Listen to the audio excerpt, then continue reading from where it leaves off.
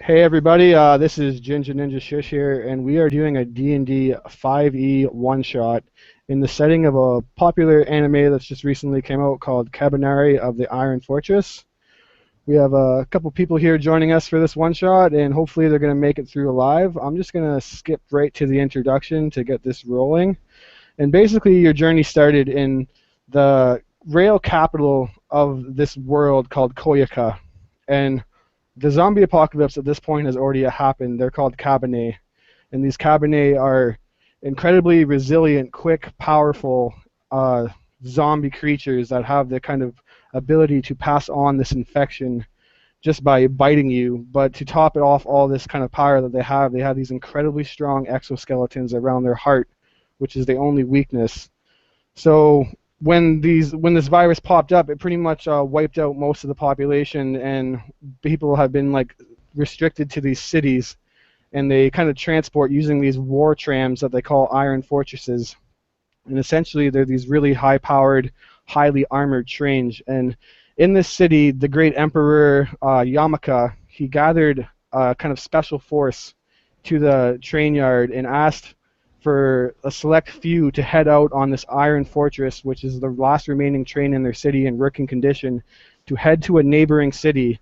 Reason being is that they were supposed to send a supply of train repairs to actually get the other trains that you guys have in the city up and working, but being a week delayed, they feel like something probably is not going right. So you are jumping on this iron fortress and you're heading to Geneco to figure out what happened to the train. And that's where you guys take place, or that's where we start this off. Is it's nighttime now, you're on the train, and you're gathered in front of Tomaru, which is Emperor Yamaka's special force captain who kind of runs all these missions. And he has a bunch of you gathered, and he looks to you all with this kind of long black hair, and he's dressed in this kind of samurai-like robe, dark colors, and he has his katana on his belt. And he looks to everyone and says, "Now, this is going to be very dangerous territory we're heading through. We are heading through the hilllands, and we'll be constantly going through tunnels and coming out, and it's a Kabaneri-infested area. We need the utmost of diligence. We're going to separate into different groups and have you guards kind of like have outposts at the back, the middle, and the front in case Kabaneri attack were positioned." And he'll start pointing at people, and he points at you three and says, "You three in the back with the kind of commoners, and you keep a watch in our rear. I'll head up the front with the conductor, and we'll send a milital force in the middle with rifles." And then with that, he looks to you all and says, "Is there any other questions?" How long do we think it will take for us to get there? It's about a 2-hour ride, considering if there's no issues. It's not a far city. Yuko at this point would already be waiting by the door leading to the back of the train, waiting for everyone else to pass through first. Then he would take up the rear very quietly. All right, so if no one has any questions, you'll head to the back, and as you're kind of passing through all these train cars, you notice that the train is maybe 10 cars long with about roughly 10 to 15 feet per car. You're passing through, and you pass through kind of like kitchen areas, storage areas, like cot rooms, and then as you're passing through, you're passing all these kind of civilians, engineers, people that are working on the train. And as you're walking through, you all would notice that although this train is heavily armored, it's not necessarily in the greatest of shape. It looks like it's recently suffered an attack, and you get the sense that there's a great kind of desperation if you're heading out in a train that's this kind of ripped up, where normally a train would be completely kind of sealed and there'd be these slits that they can poke the rifles out of and have like a little pull-down slot, but some of them are actually torn off, exposing the train car itself. So you definitely get a sense that there's some desperation here, and as you're walking through, you kind of pass through a commoner's cot, and then you finally get to the back where you just have some basic, like, it seems like maybe housemaids is the best way to look at them, and some other kind of commoners that are just doing the main laboring work. And as you get there, they all kind of welcome you, and an old lady looks to you and says, So you're the one sent here to protect us?" Indeed. Or at least thin out the creatures. And at this point, Nico would feel more comfortable with like the surroundings and the commoners, and he'd walk up to the old lady and say, "Yep, where do you want us?" Well, that's not my decision to decide, dearie. I just wash the laundry. I make sure everyone's clothes smell real nice. And if you were to take a kind of whiff of the area, it wouldn't smell that great actually. It smelled rather sweaty. And you see a couple just dipping dirty clothes in buckets and wringing it out, and just them other kind of women and men folding laundry and stuff. As you look around the cart itself, you do notice that there's a medium-sized kind of tear in the top where a defensive slit would normally be. It looks like it's ripped out, and you just hear the wind kind of howling. And if you would take a moment to stop and appreciate that, you would realize the train is moving incredibly fast, probably around 100 miles per hour. Yeah, Embo would ignore like all the civilians in the cart and just be going through the cart, checking basically how defensible it is, where we need to be, that sort of thing. And is there any extra supplies that we can maybe try to patch some of the holes in this? Looking around, you see mostly clothes in this area. To the front of the car is obviously a door leading to the second most rear, and then the back has a door that can open up and like a little kind of stoop that you can stand outside.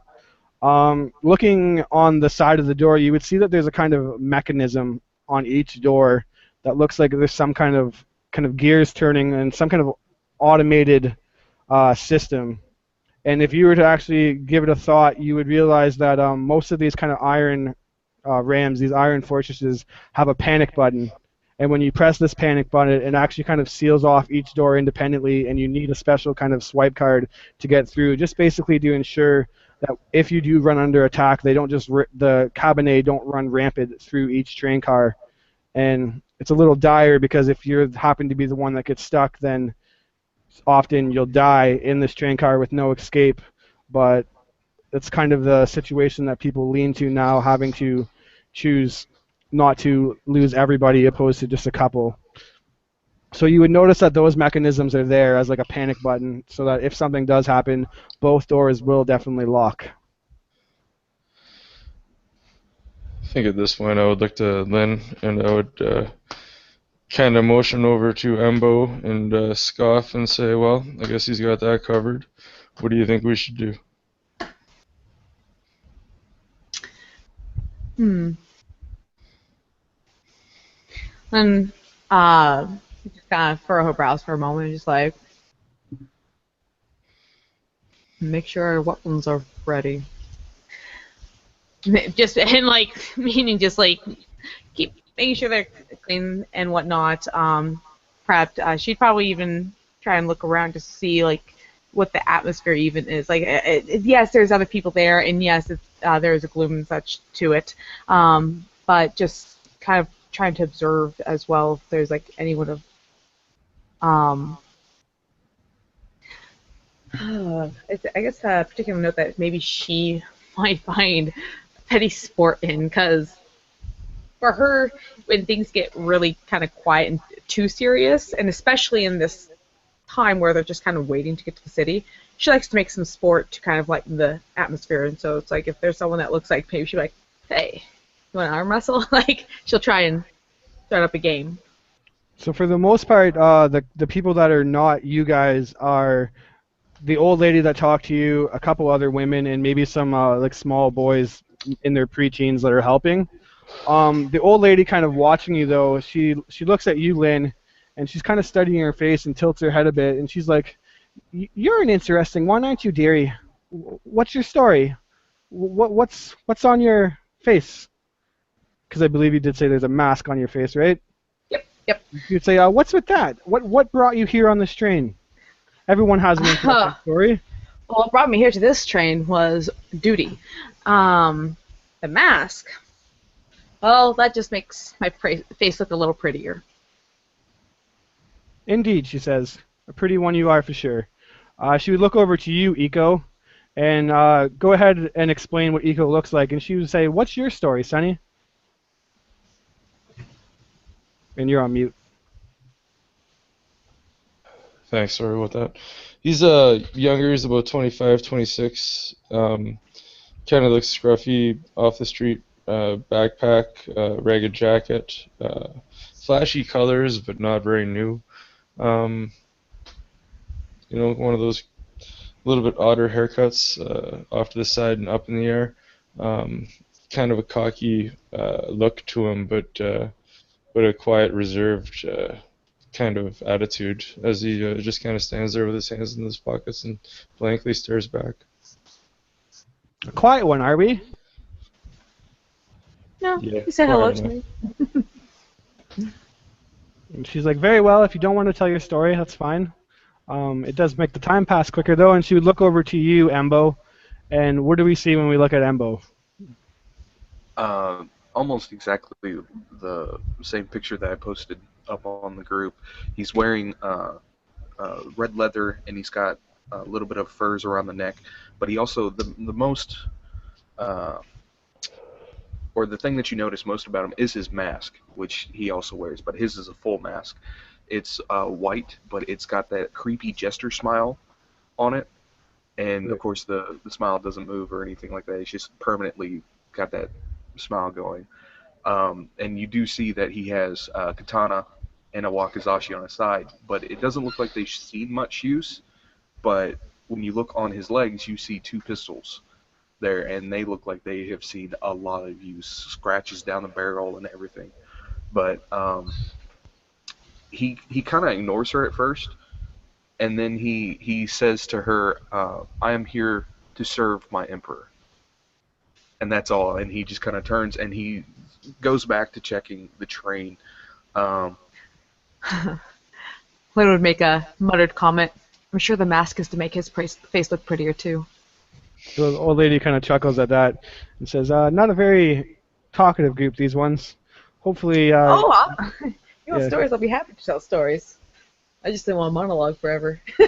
Absolutely. And I thought she's like, I would love to hear a story. And as soon as you were to actually go and break into one, you'd hear this almost like whipping noise, and then all of a sudden the train is plunged into darkness. You have an incredibly hard time seeing even in front of your face, and you would hear the scuttling of the little kids kind of like panicked, and the old lady would be like, oh, don't worry, dearies. It's just a tunnel. We're going to be passing through a lot of these in the next hour or so. We're in the Hilllands, and the tracks have been built all through these tunnels, so don't fear. And then moments later, kind of traveling through this darkness, you break back out into the moonlight, and you can see again. And then she's like, see, nothing to worry about. Ego would look at her and ask, you take this train often? Not so much anymore, to be honest. It's really dangerous to go outside, but as a little girl, I used to travel between Koyaka and Jericho often. It's a beautiful train ride before the Kabaneri attacked. Now, so not many people go out. I only came as a duty to the Emperor. Someone needs to keep track of these men and women's clothing. You can't have them smelling like shit, right? so there's Indeed. no lights whatsoever in the car. No, actually, Okay. not in this train car, at least. Just the Technically, moonlight is lighting it up. I have torches, but can we say they're glow sticks or something along those lines to match the setting a little bit more? I don't know if glow sticks would match, but you could say something other than torch, like maybe some kind of light. Doesn't, yeah, whatever really works. I'm Pulls out a gonna jar of fireflies. Yeah. I'm gonna pull out probably about 4 of them and start placing them around the train, so that way if the situation arises, we won't be without light. And as you do that, she actually like is scrubbing a pair of clothes, and as you light it up, she's like, "Oh my God, I missed the spot. How terrible! I didn't even see that. Thank you." And she goes back to scrubbing it.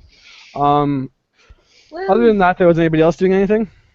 Lynn would sit down with this old lady as she's working on the clothes, and she'd pull out her own kind of handkerchief and just pull out the big steam can that's been lugging behind her and just start kind of working the cloth along it, just making sure that it's clean and whatnot, and everything's in working fashion as to what she was instructed on how these amazing devices work. Yes, amazing they are. This big kind of rivet-looking gun, a modified rivet-looking gun that has like a big weight to it that she's lugging around and kind of scrubbing down.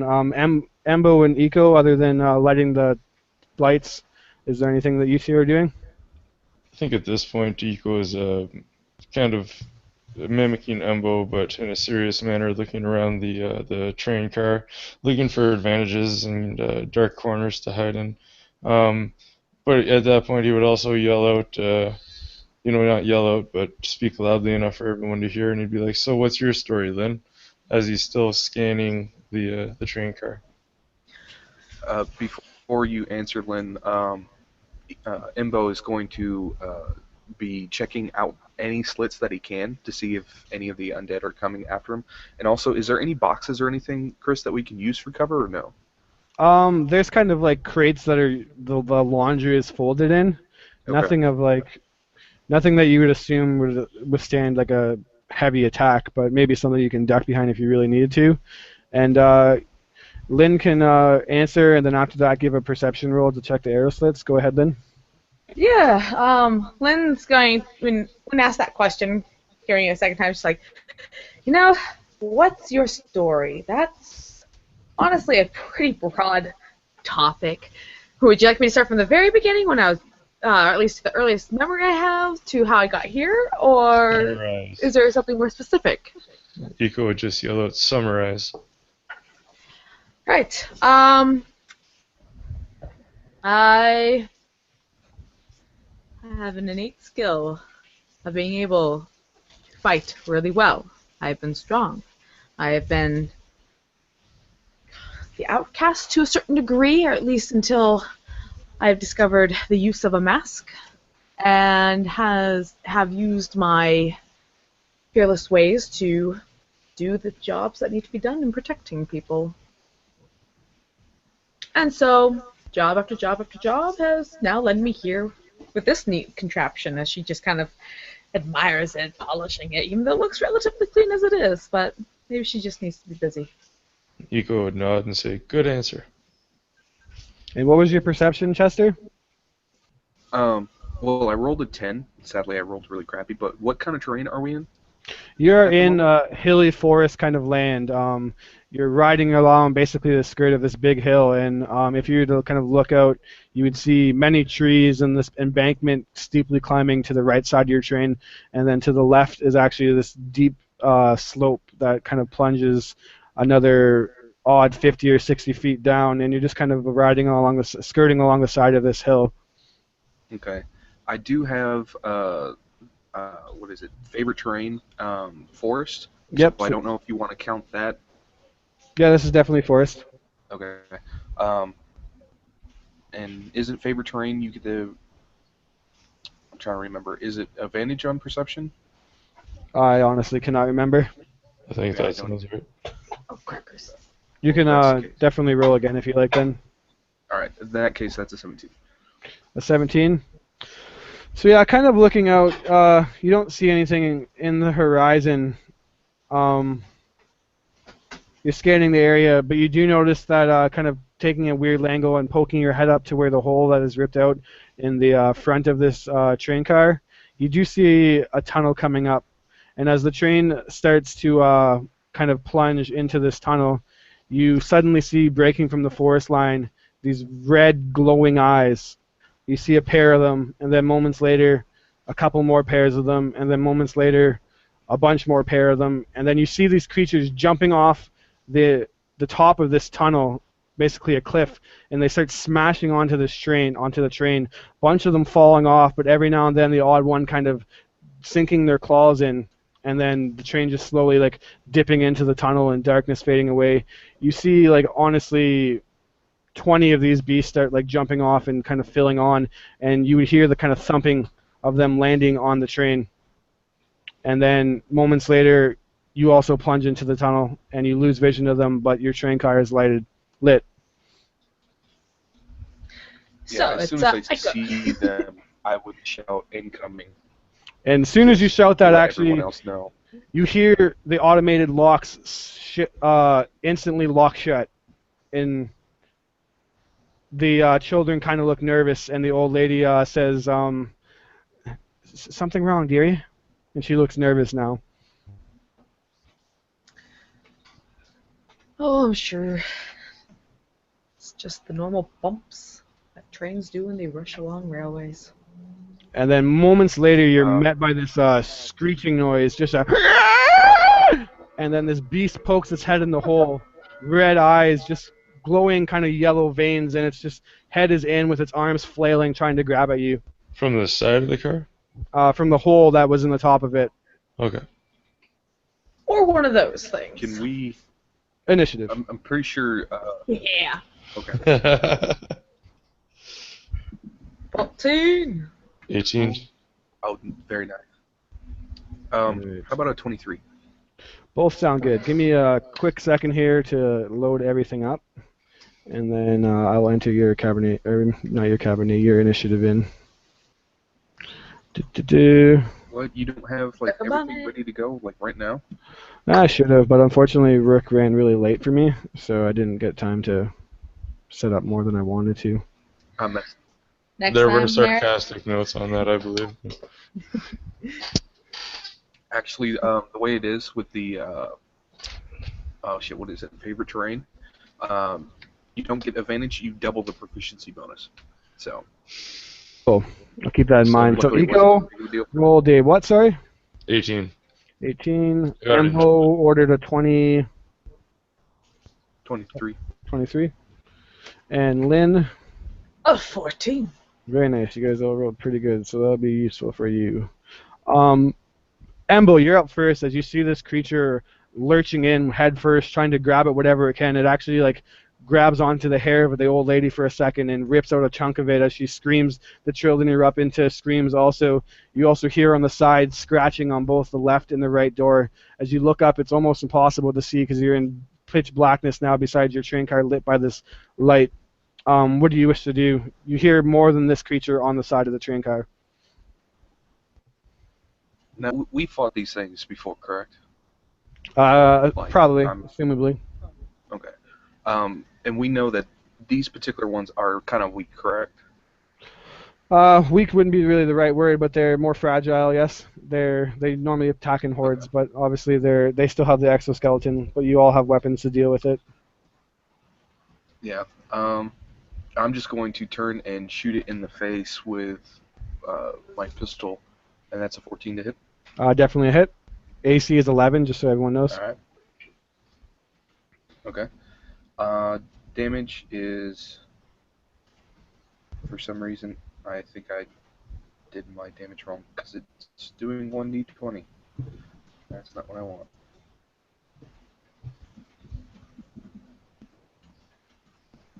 Eco, you're up next, just so you can start getting ready. Wow, that was really crappy. 4 damage. 4 damage. So yeah, Yeah. you I'm assuming That's your only pistol, right? Yeah, this is Pull out only your pistol one and attack. quickly let a fire go that lands into this creature's shoulder. It barely seems to notice it. Okay. Then I'm going to shoot again, and that's a 27, so that's a hit. Yep.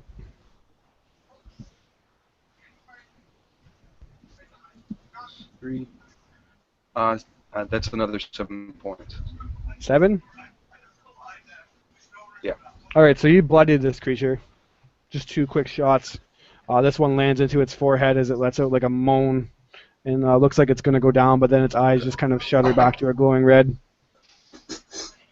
And then I'm going to go ahead and end my turn there, but I'm going to reload that pistol that I just by using bonus action. Alright, Eco, you are up and you see this Cabernet burst in through the top of the train car. Embo quickly firing off 2 shots to it and then reloading his gun. What do you wish to do? Okay, just not being surprised or shocked, but more you see a look of concern and almost pity, but still anger come across Eco's face as he immediately, without hesitation, lifts his crossbow and attacks with all shots for 24 attack.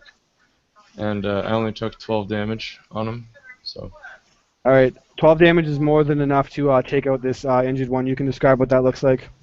Alright, Eco just standing off to the side of the train car looks up and sees this giant Kabane, or regular sized Kabane, trying to break through the ceiling hole, and just lifts up his crossbow and unleashes all 6 bolts in rapid succession, just all 6 right into the face of the zombie or face of the Kabane. and even before it falls, he just slowly starts to put 6 more bolts back into the crossbow, with almost like a look of guilt for having to kill the creature on his face. Perfect. And as my bonus action, I would like to reload the crossbow. Into that, I'd probably take 2 more steps to the back of the, or to the side of the train car, looking out the vents and getting ready for my next turn. Absolutely. Lynn, you are up now. You see Eco put down this beast. You hear several more kind of hanging on the side. One's actually pounding on the top of the roof right above you. You hear clawing as it's trying to like rip in. And there's just like this sound of chaos all around you, as it seems like these beasts, you don't know how many they are just trying to tear their way into the side of this, into this tram. Right. Okay. I think what Lynn's gonna do is she kind of looks above her. Like there's this weird kind of calm about her, even though it's like like she saw the one come through. She's like, oh, would you look at that? I'm under attack. She'll just kind of pocket her handkerchief, pick up the cannon, and step back about 5 feet to kind of really eye that spot that above her. And she's going to ready an action to shoot at the creature as soon as it breaks through. All right. So once one jumps down, you're gonna just unload into it. Yes, sir. Okay. Sounds good. And one instantly does that, dropping down into the hole right in front of you. It drops down and lands right in front of you, just kind of screeching, and it goes to charge in, but go ahead and unleash your attack on it. 22 to hit. 22 is definitely a hit. Oh, let's see. 1, 6. Oh my gosh. Just so 12 plus 3 for 15 points of damage. Go ahead and describe what that looks like, if you can. Sure. Yeah. She so as this creature just pops through the hole and goes down, she just pulls the trigger on this thing as she braces herself, and out comes this steam energy thing, just shoots out of the cannon. I guess I should have probably explained how the weapon works. And essentially what it is picture like a big rivet gun or a nail gun. And you just kind of 2 hands slam it into this thing's chest. And as you pull the trigger, this kind of like hammer bolt just shoots out with tremendous force right against this thing's chest. And this blue light of energy just kind of explodes around you as this creature's chest is just smashed and its heart kind of implodes. It falls to the ground immediately. All right, cool. I mean, it and then shoot sparkles in my bow. and after this attack is unleashed, she will then kind of take a knee as the cannon kind of she's holding onto it, just kind of hits the ground. One hand goes to her side, and she just kind of grimaces for a moment, and then she goes to reload, and that will end her turn. Perfect. There's a moment of kind of like silence as this happens, and then quickly after the noise of this cannon that she just fires off kind of wears past your ears, and the ringing kind of ends, you hear the scraping again, and as Eco, you're backed against kind of a wall. One of their hands ripped through the arrow slit, actually fracturing off a finger because it's too small for an entire fist to go. But obviously these creatures don't really care about their appendages so much. So a thumb kind of snaps off, and he claws into you, and we're going to see if he lands his attack. And he did a miss, so you're able to like step aside, and then this creature pulls and rips out a side of the siding that hasn't been actually like bolted on very well, opening up a hole next to you. Awesome. Next up is another one that jumps down in front of the hole, and it's going to head towards you, Lynn, now that you're kind of reloading your gun.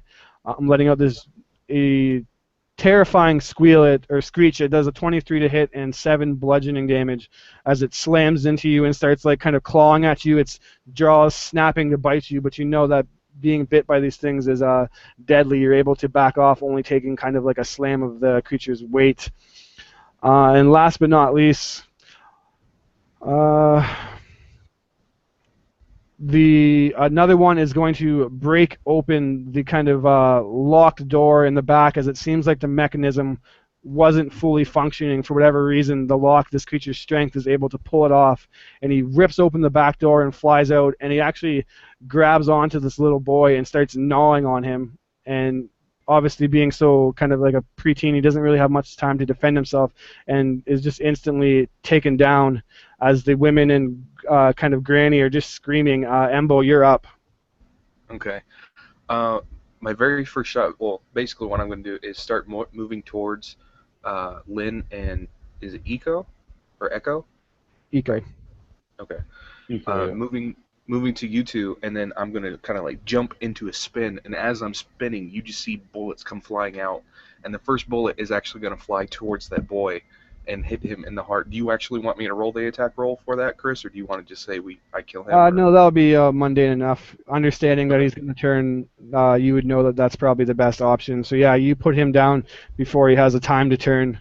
More screams are met, and go ahead and try to land your other shots. As there's 3 in the car with you right now. All right, and my second attack is going to go to the guy that just came into the door that attacked the boy for 26. Definitely a And hit. one's going to hit the one attacking Len for 23, and the other one's going to hit the guy attacking Eco with a 25. Nicely done. So, roll 20 loves me tonight. All right, so damage on the first is 7, damage on the second one is 5, and the damage on the third is another 5. Just give me a second here. 755. Correct. All right.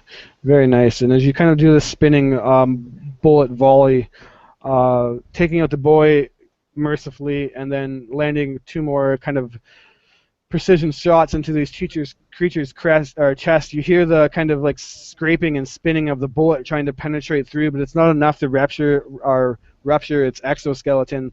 They all just let out like this horrendous yell and look like they are readying to continue attacking. Eco, you're up now, as one's right in front of you. One's right in front of me? Or I guess kind of like halfway ripping through the siding. He's perched on top of the train car too. Okay, But he's so not quite in yet. He's in range with you though. would I be able to walk away from him without getting retaliation, or is You he... need to disengage to not get retaliation, but if you back away, it'll provoke an opportunity attack. Okay. I think at this point, what Eco would do is he would press his crossbow up to the side of the to the hole wherever this creature is, and he would attack with a 14 with 3 of his shots coming out of his gun for 7 damage, and then he would lift his gun up and fire at the one attacking Lynn for 13 attack. That'll make it. Yes. All right, with a 13 attack, 3 more bolts on him for another 7 damage. Very nice. And you can describe what it looks like taking those 2 down. As the bullet that Ambo just fired apparently was enough to weaken their chest for you to penetrate. Okay, excellent.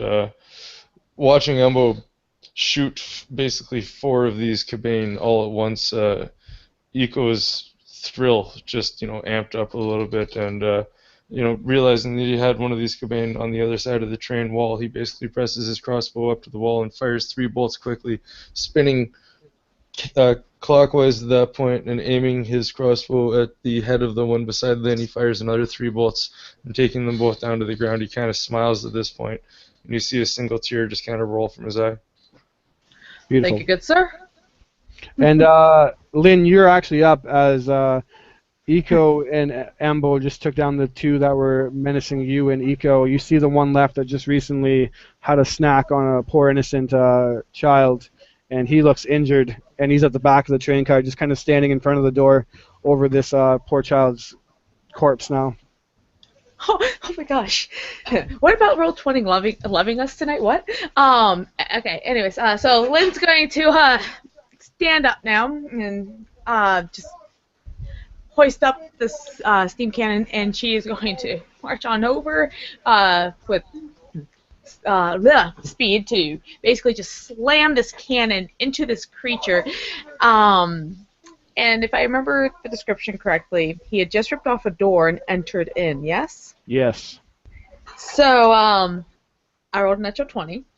Beautiful. And so she's like basically ramming this cannon in, pressing the trigger for this hammer just to punch him right through the chest and just knock him out back the way he came. Unless I roll all ones. Ooh, You go ahead. It's like, unless I roll all ones, I'm pretty sure I kill him. 3, 5, 9, 11, 12, 14 points of damage. Absolutely. You send this creature flying back over the train where it came, and you see its body just kind of skipping across the tracks as it's getting like ripped to shreds from the kind of speed of this train traveling. Just a bloody smear left on the tracks. You Chillin, guys, kind of look down at the boy just to make sure it's like, yep, that was claim kill. Yep. And go to reload. Absolutely. And with that, the chaos kind of ends in this car as you're met with silence now. There's no more creatures apparently trying to get in. And moments later, you break back through the tunnel back into the light of the moon.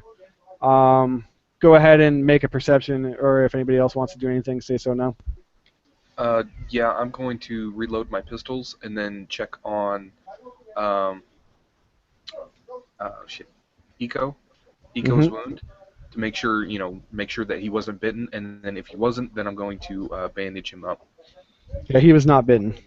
Okay. At that point, I think Eco and Embo, or if Embo would help as he was bandaging up Eco, or at least taking after him, looking for the bite wound, they would try to get all the people, the children, and the women into the safest part of the car. And you are healed for 8 points of damage Nice. as I use one of my poultries on you. And then after that, I would, if I have enough time, start looking to see if for more to come. Yeah, so go ahead and do a perception, anyone that wants to. Lynn would sit back down next to the old lady and just be like, so, want to hear a story about the time I bested an orc in an arm wrestling match? And she's just like rocking back and forth nervously now. Seeing the demise. She just like can't even think straight, and she doesn't even. She just kind of like mumbles. It's not even words at this point, as she's just shocked by this kind of horror. Yeah, an 18 on perception. Yeah, 18. sadly, mine's only a 14. You walk up to the other door that didn't get ripped off, connecting to another train car. This one's still locked. The mechanism is strong enough, and working it is fully locked. With that, you hear definitely commotion going on outside as you look up into this man-sized hole ripped in front of the top of the train car, directly above you.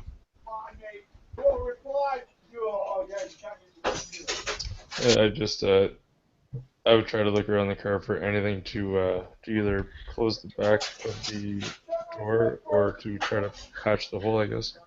Lynn would look at the bodies that are like the dead. It's like the bones are supposed to be like really strong, right? It's not so much the bones as it is just an exoskeleton going around their heart case. That's just like Okay. harder than steel. The rest of their body is pretty much normal in the sense of just a human or a dead human. Darn. Oh, she's gonna. While they're trying to figure out like how to patch up holes on, she's like, we don't really need these stinking bodies in here, and she'll toss them out if it hasn't been done already. Get rid of the boy as well. Yeah. Oh, well, that one's a little hard one. Lynn would have a soft spot in the. He doesn't deserve to be just dumped. So Eco would walk over, pick up his body, and just toss him out the back of the train. No. But yeah, you don't see anything to fix the door, but you definitely do hear something going on outside of the train. Like on the top of the train car from basically where the hole is. So I still do hear things on the top of the train car. Absolutely. I think at this point I would just tell Embu and then or Embu? How is it pronounced? Sorry. Embo. Embo. Tell Embo and then to I'd kind of motion up there and get their attention and just I wouldn't try to say anything, but I'd do with body language and try to point to the hole at the roof. Yeah, Embo would immediately hit both of his pistols and point at that hole, waiting for anything to drop down.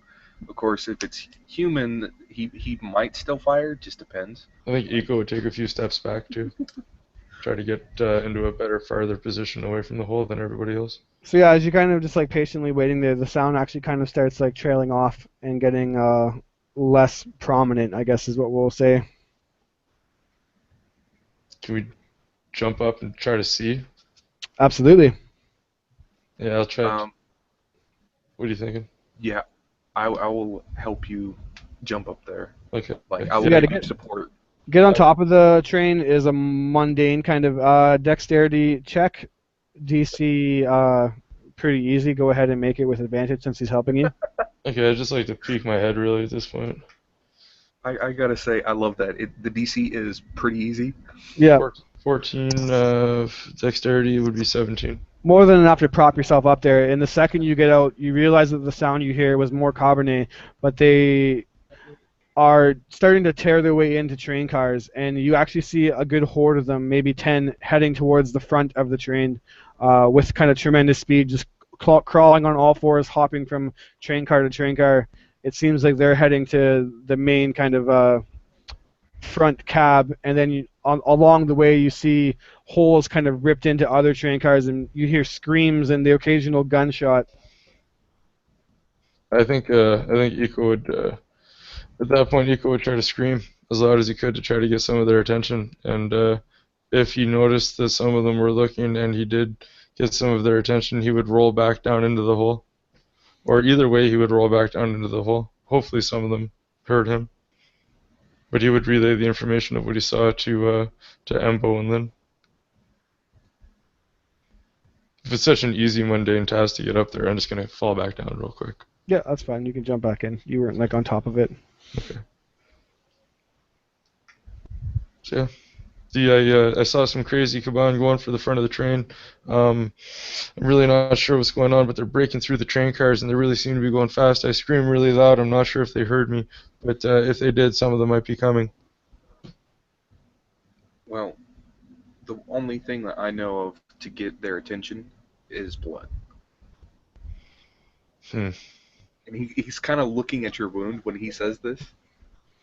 And I forgot to mention, but they were a good maybe 70 feet up ahead of you.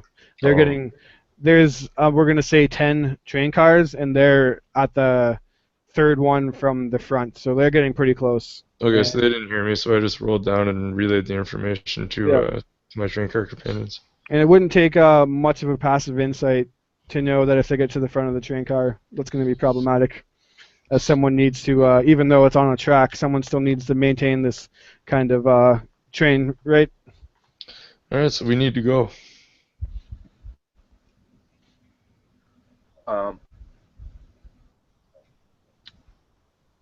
Yeah, sure. Let's do this. Like, Embo just kind of looks at you for a second, almost struggling because, you know, our orders were to guard the last train, but then it clicks in his head. It's like, but if the train gets taken over, then guarding the last train's not going to matter. So he would go to the door and see if he could unlock it. You know, with the leather.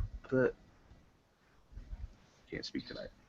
Yeah, you definitely don't have anything to unlock it. You could try to do it with force, but you don't have the. It's basically only the captains that kind of hold these key cards to unlock these panic buttons.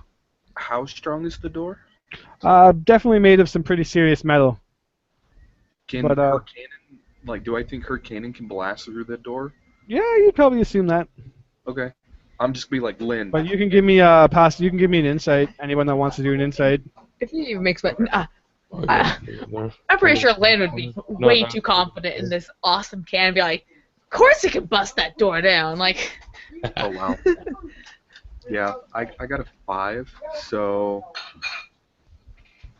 I'm not sure. Anybody else roll insight? Yeah, I got a modded 20. Modded 20. Given how close you've seen them to the train car and seeing Lynn's weapon work, you would know that even if you were to blast through every single locked door, that's still 7 times 2, 14 doors that you have to blast through. And then factoring in that you've seen ripped holes in the side of these train cars, you would assume that there's resistance. So Eco would just start pacing back and forth, and he'd say, we have to go up and over, we have to go on top of the train, we have to go fast. Lynn puts the can kind of down, like, alright. Gets the chain, slings it over to kind of position it back where it was. Imbo's going to move to under the hole and basically put his hands together, basically giving a foothold to somebody to lift them up. Lynn will gladly take it because she'll probably, well, she's dexterous, but still. If Lynn feels first, I'll follow her. Yep. And Lynn will take an 18.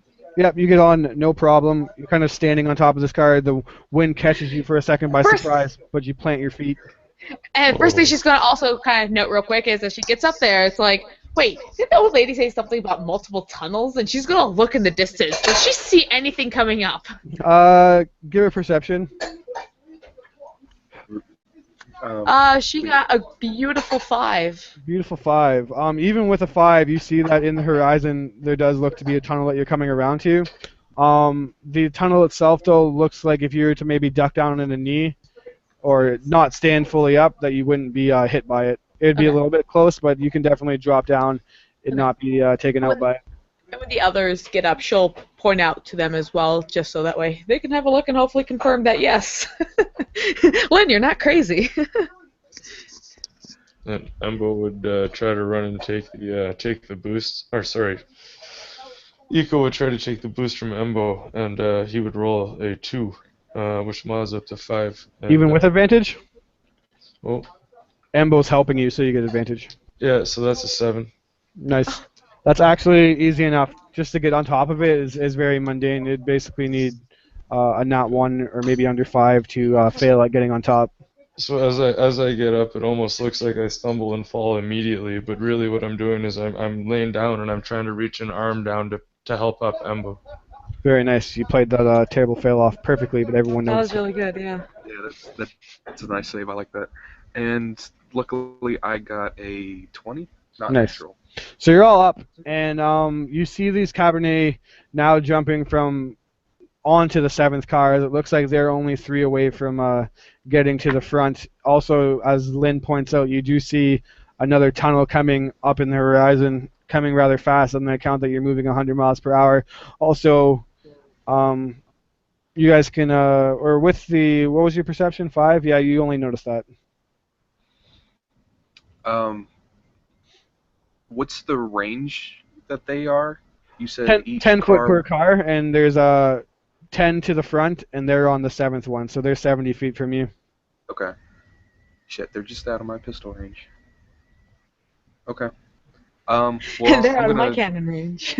yeah, I'm gonna move up 10 feet and take a knee to help stabilize me because the wind is just really wicked for me to try to stand and shoot. And I'm going to basically kind of be taking pot shots at 60 feet All right, at perfect. these guys, so they will be at disadvantage.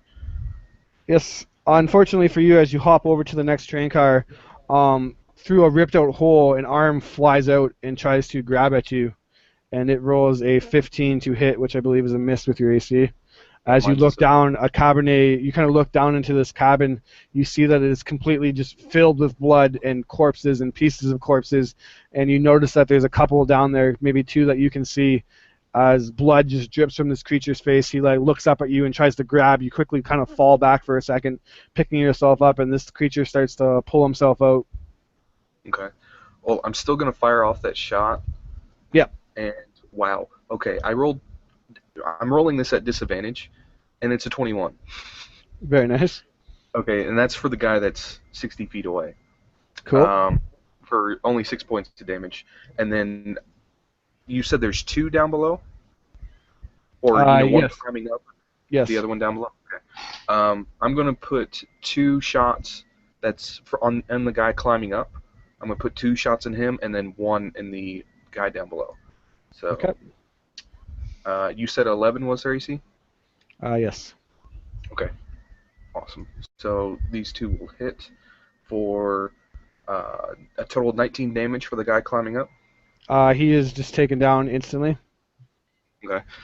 As he's climbing up, I take my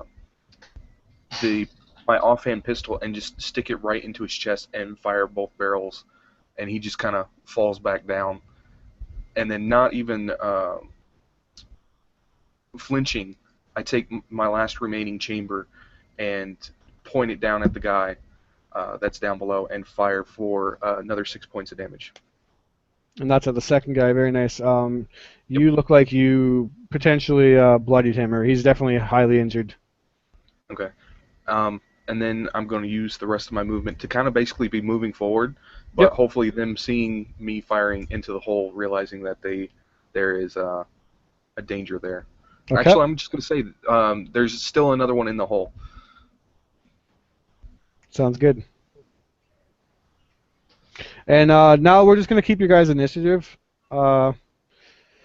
that creature is actually going to go, and he climbs out. And I guess, how far did you move? You moved the rest of your movement, so that was 20 feet away. Yeah. He's going to do his mundane dexterity check, just to be fair, since I made you guys do it. And he falls back in. So you see him jump out, and then as he grabs onto the side of it, the bullet wound in his arm kind of weakened it, and his flesh kind of gives way, and he falls back down into the hole. You hear a thud. Next up is Eco. Okay, so seeing all this in front of him, Eco runs basically past the hole, throws his crossbow into his left hand, and unleashes all 6 bolts down into the hole, spraying, basically looking at the creature after he started firing. So basically aiming after he's already started releasing bolts. So just in my imagination, as I said it, I only got 4 bolts in, but I hit with a 14. Cool. So Go ahead and do the damage. with 4 bolts, I hit him for 8 damage. And As you I can run describe past what that looks like as you take him. You just look, you jump down there, and as you kind of start firing, you look and you see him laying prone on the bottom of the ground, just helplessly trying to pick himself back up. And go ahead and describe it. You're on mute. Gotcha. Hopefully at this point, I'd rather be like on top of the train, just firing at him. Is that Yep. okay? Yep, absolutely. Right. That's what I was picturing. Yeah, I'm just like running past the hole, firing at him with my left hand as the hole's on the left side of my body. And the 2 bullets, or 2 bolts, sorry, just hit the train bed floor right before the creature as he's still kind of stumbling around after falling through the hole. And the rest of them basically just line his body as he's laying on the floor of the train as I'm running past the hole. Perfect. And as he's doing that, Lynn, you're just about to go, but the train car in front of Embo, a creature pulls himself up through another hole, but as he grabs for it, you actually hear this kind of tearing of steel, and the entire roof of this entire cabin falls down, kind of ripping out the entire roof of it, and inside this now opened up train car, you see a horde of 5 of these Cabernet just kind of laying in this corpse-infested room about 20, 30 feet in front of you. Just in front of, it kind of happens right in front of Embo. So that's on cart basically 7, right? Because we were in 10, and there's 10 cars, so that's on cart 7. What one did you make it to? I thought you only made it to about like the third or fourth one. I thought it was on 8. Yeah, 8. So it happens on number 7. Okay. Yeah, sorry, that's what you said. My apologies. I was thinking the other way. But yeah, right in front of on train car number 7. I should unmute myself. That would be helpful. Yeah, Rich. Yeah, Lynn will maneuver up carefully to position herself right next to Embo and to have a cannon ready to knock whatever creature tries to come up. All right, and they're just kind of sitting there, and as they see you two, their eyes all fixate on you. One just has like a limb in his arm that it's chewing on. There's like a man that's ripped in half, just kind of like in shock, just lifting up like, help, help me. Don't worry. We'll put you out of your misery soon enough. And you're just going to ready in action? Yes. Okay.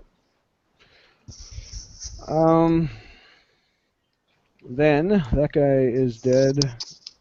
You see the horde of them, about 5, jump another train car ahead, putting them on train car number 2 now, getting that much closer. And then next up Even is the one that I shot isn't going to turn and come back, or is he just keep on trucking? He's keep on trucking. Okay. It almost like the bullet didn't even really seem to phase him. He seems like he's fixed on some kind of... He's caught the scent of something, maybe. Okay. Embo, you're up though, and obviously as you were just about to like jump to the next train car, this Cabernet pulls himself up, and I guess the ceiling gives way from the assault of these creatures, kind of sinking in, and then it reveals this open kind of train car with 5 of them just sitting in the bottom of it, waiting for you to jump down or them to come up, whoever gets to go next. But you're up next. Okay. And you said that there was one survivor, or one guy that is basically being eaten right now, correct?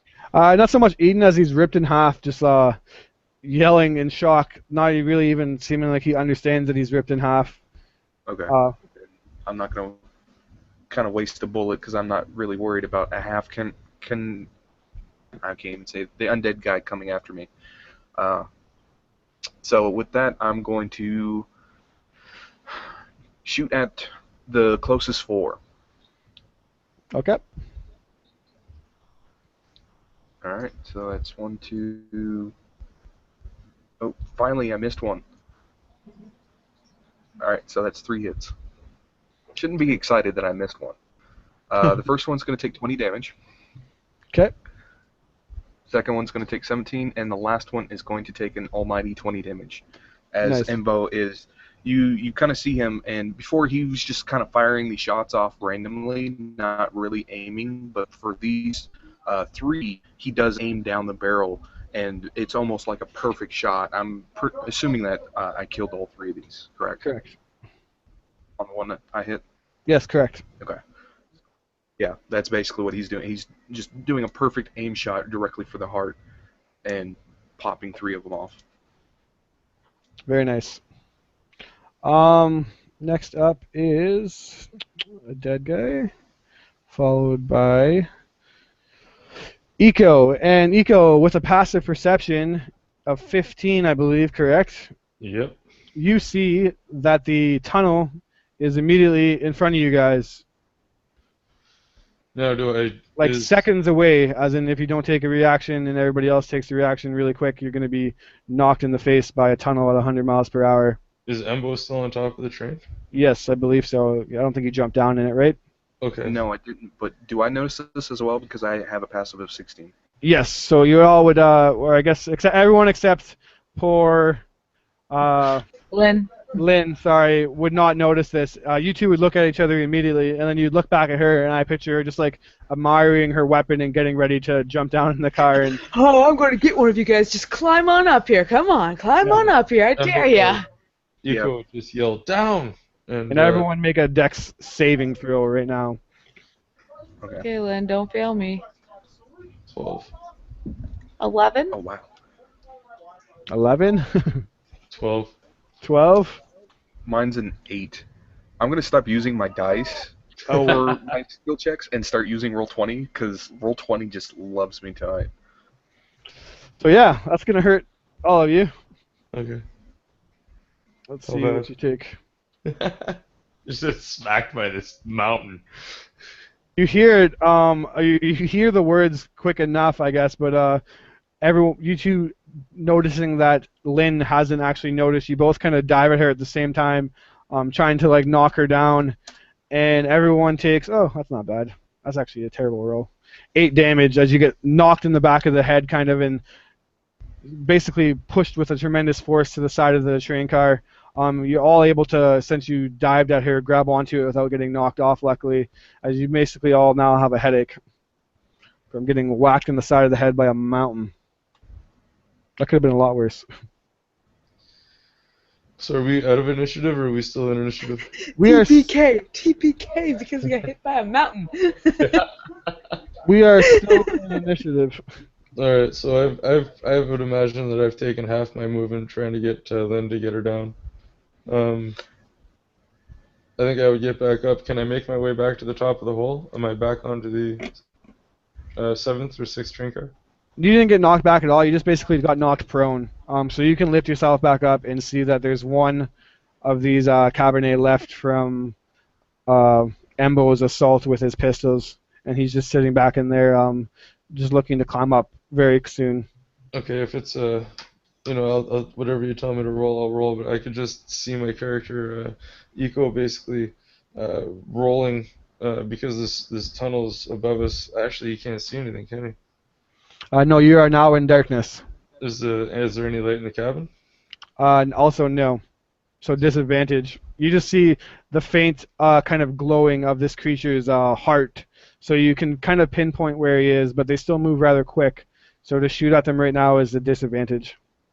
Okay, I still think I'd go for it. I still think I'd roll towards the top of the hole, and I'd try to slide into the hole. And as I was falling, I would spray my weapon in a full 5 feet area towards the heart that I can see glowing, hopefully hitting the creature.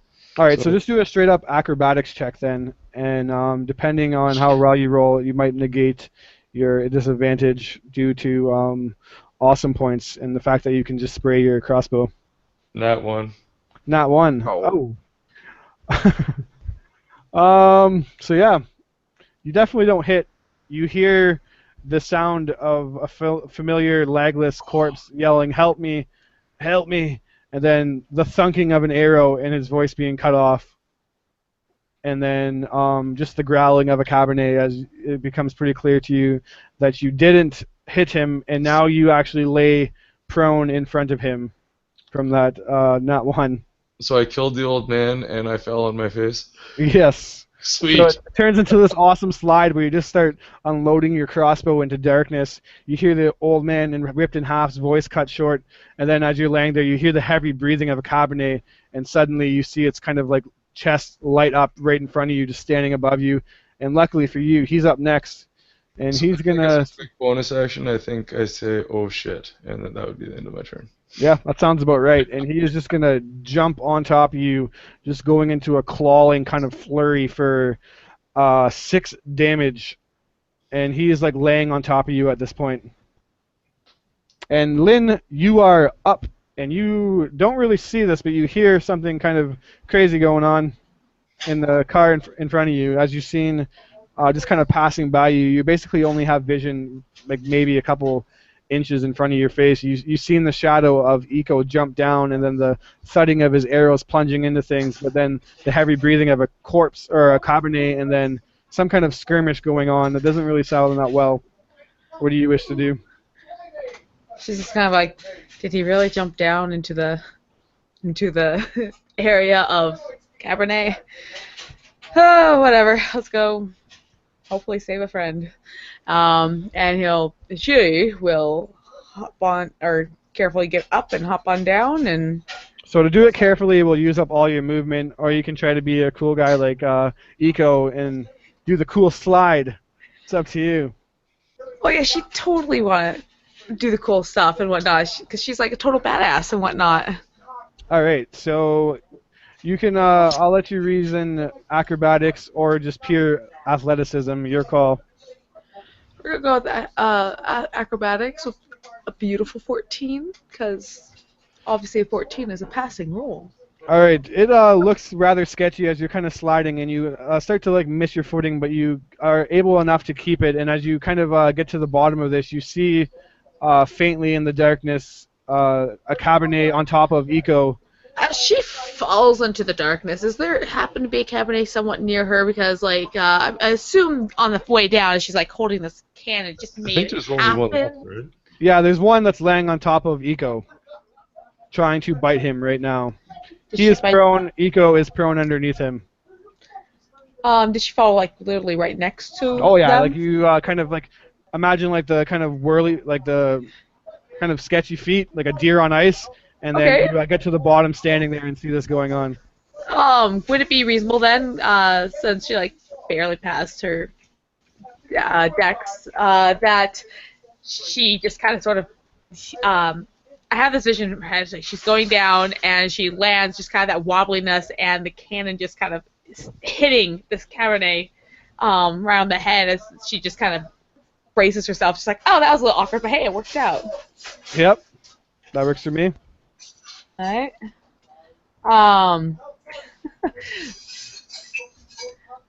Would you like me to roll an attack for that as well?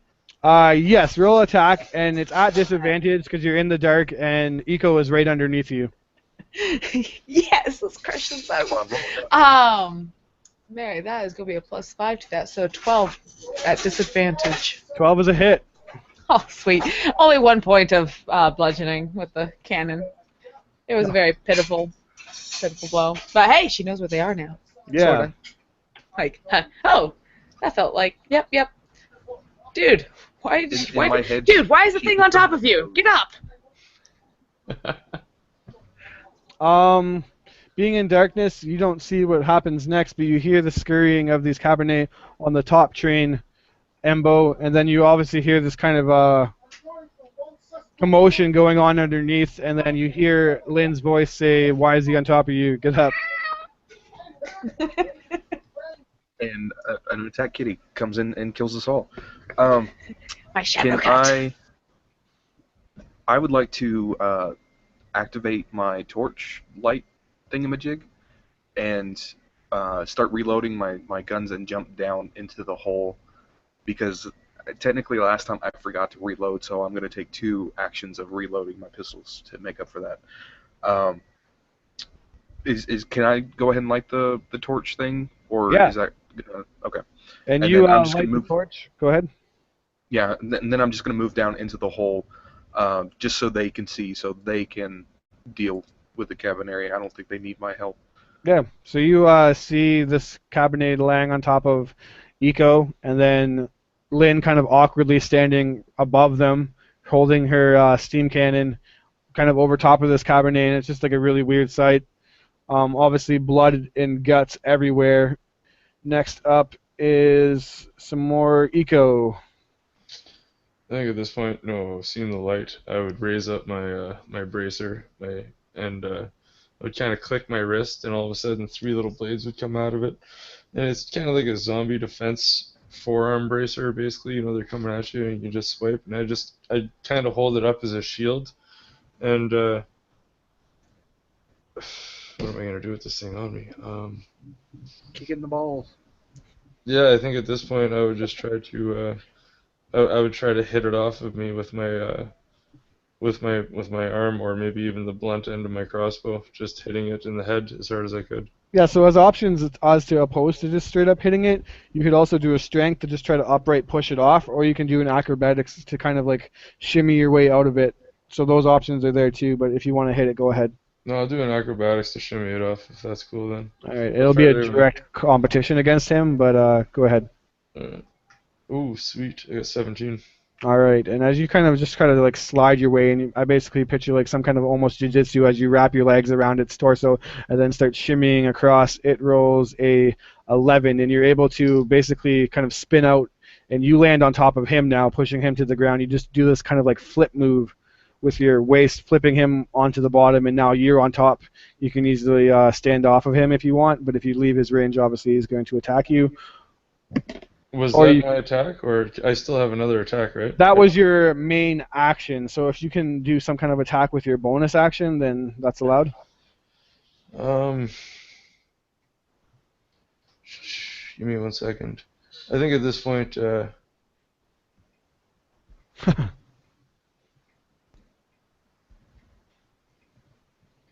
if I don't have another action left, I would probably just try to back away. You can hit it with the as a bonus action with the kind of just back away, or you can just do like an unarmed attack with your kind of your what are they called? Your bracers. Yeah, okay, I'll allow that too. And yeah, I'll since try to scrape my bracer against his face. and since you're a jiu-jitsu master and you're on top of him now, you get advantage. Sweet. I need it. Okay, so I got a 16. 16. You hit it. Yeah. Since So that's I an only get- unarmed, I will give you your 1 damage plus your modifier. Okay, beautiful. Then I'll take this is strength modifier. I'll take 1 damage then. Okay, so you slam your kind of spiked bracer into its face, just like crunching into the nose of this creature, but knowing that that's not its weak spot, it doesn't do a lot of damage. You just kind of like chunk away a part of his face. It doesn't even really seem phased by it. Yeah, I'm still sitting on his chest though.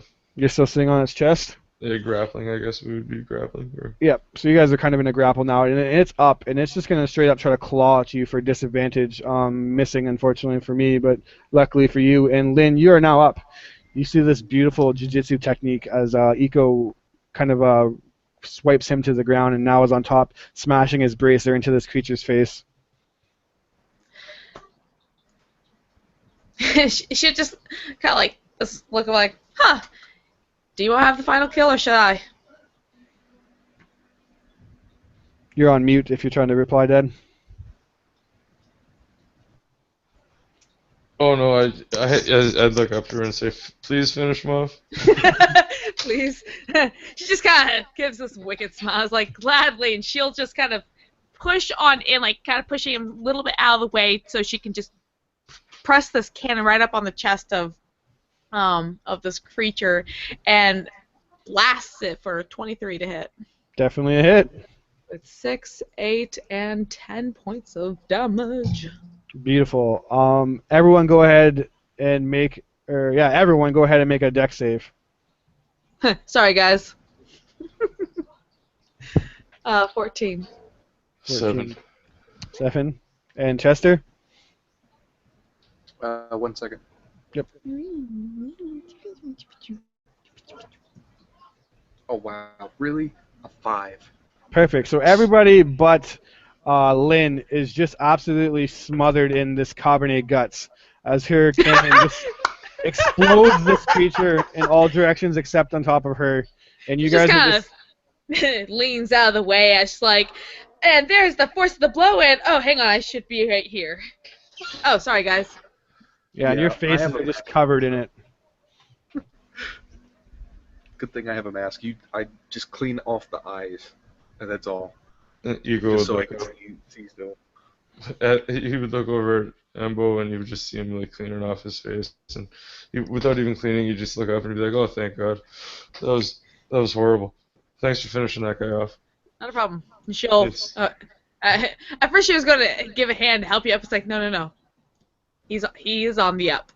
Yeah, I Never start mind. shaking my hands off of the guts, and I start getting up and try to tidy myself off as I was reloading my crossbow from releasing all the bolts as I was falling into the train car. Cat. Cool. And Embo, you're up next now as this car is now emptied. Okay. Well, I'm just going to move forward and is there a way that we can get up to the top of the other car easily, or are we gonna have to climb it again? You're gonna have to climb, but you guys can all help each other, and I'll say with the aid, we'll just make it mundane as you get to the top of it. Okay. Then that's what I'm gonna do. I'm gonna just move up to the other cart, basically, and turn around and basically do what I did before with the help or put my hands together and getting ready to lift someone up. Fine. Cool. And then I'll just essentially do a round pass by, and you guys finally break out into the moonlight again and are all on top of the train car. Getting up to the top now, you do see that this Cabernet force that was heading to the front is in the very front of the car now, trying to rip its way into the conductor's area. Shall we run? Yeah. And Embo, you're up again. We're just gonna say that a full round went by to get everybody up. And Embo, now you can do your real turn. Okay. Let's see. We are on 7. So we're on cart 6, and they are on cart 1. So that is 60 feet away. So what I'm going to do is, can I use my bonus action to hand Lynn or Eco a light source? So I'm not lighting it, like getting them to light it on their turn, and then move forward and shoot. Absolutely, that's fine. Okay. Then that's what I'm going to do. And then I'm going to, of course, I'm going to only move up, though, 20 feet. Yeah, I'm going to move up 20 feet and then shoot with one of my pistols. All right, go ahead. And that's at disadvantage. So that'll be a 12 and a 22. Both are hits. These are going against 2 different targets. Okay. The first one is going to go against the guy I hit before, which is 11 damage, and then 7 to the next. Okay. That was 11 damage on the first, sorry? Yes. All right, so one is extremely bloodied and the other looks injured.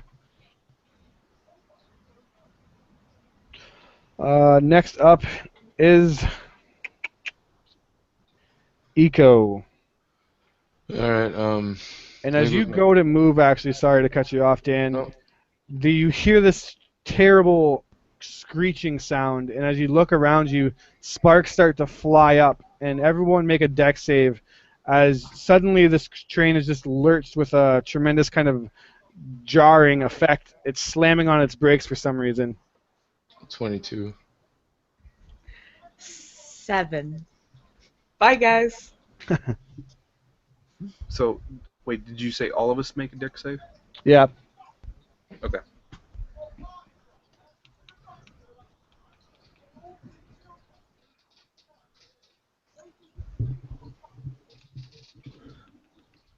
Well, this time I got a 15.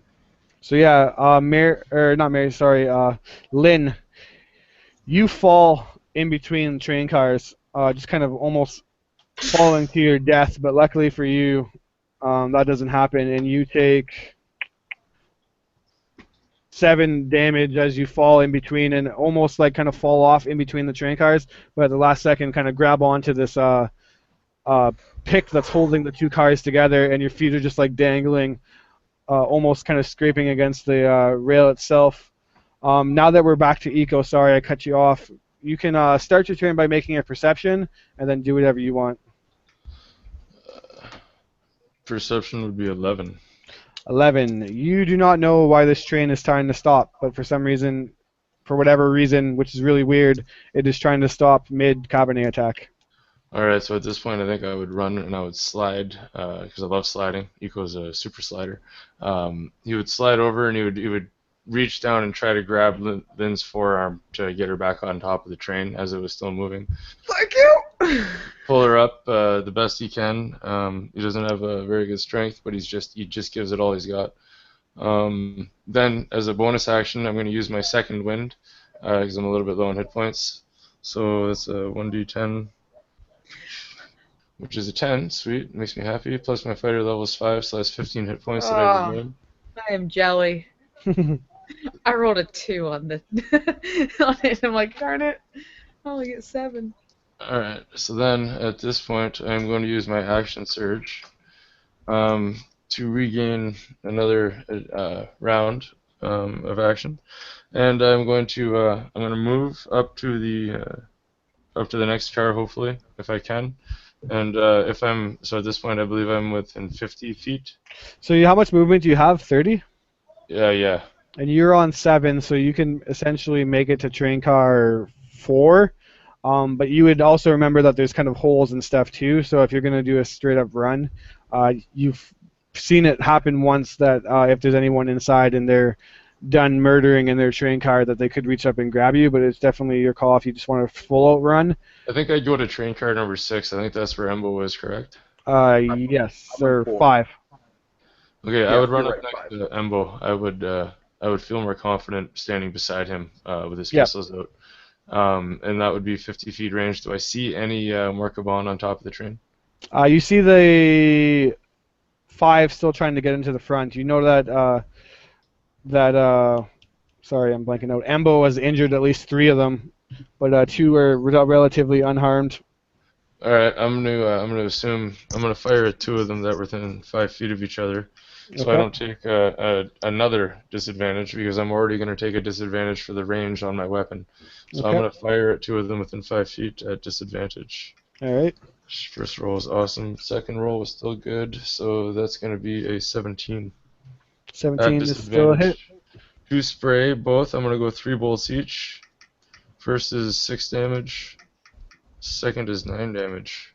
So you are able to take 2 of them out, and it doesn't actually fully kill them, but as they're just like slapping on the top of this train car, trying to rip in, the arrow hits with enough force to knock it, and it does a terrible dex save, and both of them fly off the train to their death, getting ripped to shred by like trees and the gravel beneath you guys. At this point, I can see. Sorry, go ahead. Leaving just 3 on top. At this point, I can see my character turning to Embo and slowly reloading as a bonus action his weapon and just saying, "We better get there soon. Lynn's coming." Yes, and Lynn is up, and as you are pulled back up by Eco, and I'm imagining you join them at least the same train car they are, which is 5, just Indeed. about to jump onto 4. You see that train car 3 does have a ripped hole in it, and then the 3 remaining are still trying to rip their way in to the train car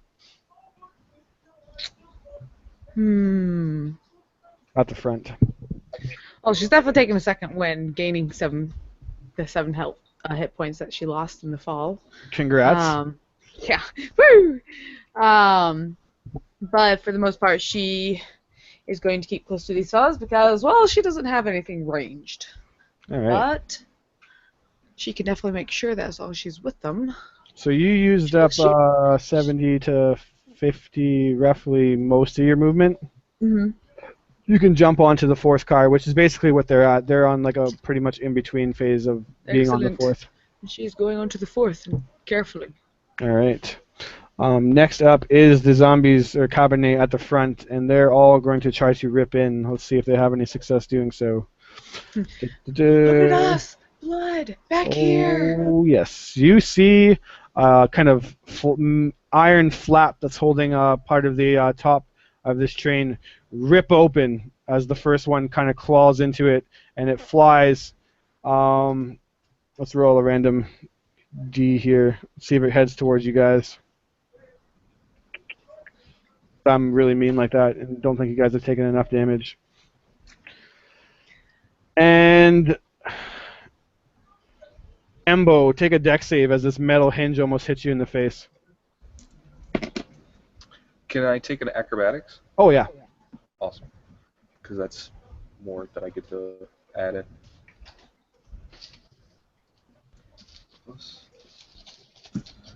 How about a 22? 22 is, you don't even actually look like you are, you do it so smoothly that you just kind of like take one slowly precise step and just move your head like an inch and it just flies by like a badass. You knew it was coming all along and it was no problem for you to dodge. And with them ripping it open, you see the remaining three jump into the train car where the conductor inevitably is, slamming on the brakes for some reason. And Embo, you are up. You can also make a perception check now, with advantage on the account that you're pretty much at the front of the train. Okay. But we cannot shoot at the three in the front, correct, anymore? Because They they're down. jump down. And then Okay. the next train car 3, you're on currently 4, has a hole in it in the rooftop, a couple holes. But make your perception check nonetheless. No action, just a free interaction. So that would be a not natural 20. A not natural 20. As you're studying and you're sitting on top of this train that is suddenly trying to stop mid-Cabernet attack, which is probably the stupidest thing that you could think in the world to do, slowing down to these creatures' speed, you look ahead and see that on the train track directly in front of you guys, roughly 100 feet away, is a broken down train car lit on fire and just in shambles as it becomes apparent that within moments you're going to slam into a broken train. And now you get a really big sense of urgency to get to the front of this train car. Okay. So that's why they're pulling the brakes. How much time do I think we have before we go? You think, just because I don't really know how to say it, not meta, if you don't get this solved by your next turn, probably going to hit it. Oh, that soon. Okay. No pressure. No pressure. I believe in you guys. Yeah. All right. So I'm gonna say we gotta hurry. There is a train. Like I'm basically like taking off running at this point, and I'm looking back saying, "Front of the car now. Train's gonna crash." And I'm just gonna take off running, and I'm gonna move, of course, 10 feet onto the car 4. Car 3 has a hole in it, and as I get to the hole, I'm going to jump up over it and fire 2 shots into the hole and land and continue my movement and start reloading. All right, so beautiful. Do a acrobatics check. right. DC 15. Come on. Oh, really? I got a 9. You got a 9? Yeah. How do we play that? So I dive into the hole. yeah, I don't think that's bad enough to fall into the hole, but you shoot and you miss your shots, however many you took indefinitely, and you land kind of doing this like somersault flip. You just, as you're directly like above it, kind of looking down, you do your 2 shots into nothingness and miss, and then land in a cool backflip with your back towards the hole, not really realizing the sloppiness of it, and instantly a Cabernet pops out and reactionary attacks you for 7 bludgeoning damage on a 17 to hit. All right. Then I'm going to use my reaction to use my parry ability Very to nice. reduce the damage down. So it's a D6 or D8 plus something. D8 plus your Dex. dex. So that's 7 points I reduced it, and you said that's how much I take? Yes. Awesome. so I take no damage. All right, so you're able to parry it at the last second. As even though you missed, you're able to not sustain any damage. Luckily, as the Cabernet is now crawling out of this hole. In that case, I'm not going to use the rest of my movement to keep going then, because I don't want to get attacked in the back again. Okay. Yep. But you shout out to the group that the train is going to crash. Now this Cabernet is actually up, and it is going to attack at you again. 23 to hit and 8 bludgeoning damage. Awesome. And Eco, you're up, and you hear Embo say, "We got to get to the front. The train's going to crash." And now you don't know how you missed it before with your terrible perception checks, but you do see this train wreck in front of you, inevitably about to smash into the train. You know that even though it's trying to stop, it pulled the brake too late to effectively do a stop before impact. You see Embo jump ahead and do this flip, but not successfully avoid the attack of a Cabernet. He's in combat with it now, and now you're forced with the decision of helping him or getting to the front of the train car. I think, shit. Okay. Here's the idea. Let's see what you got.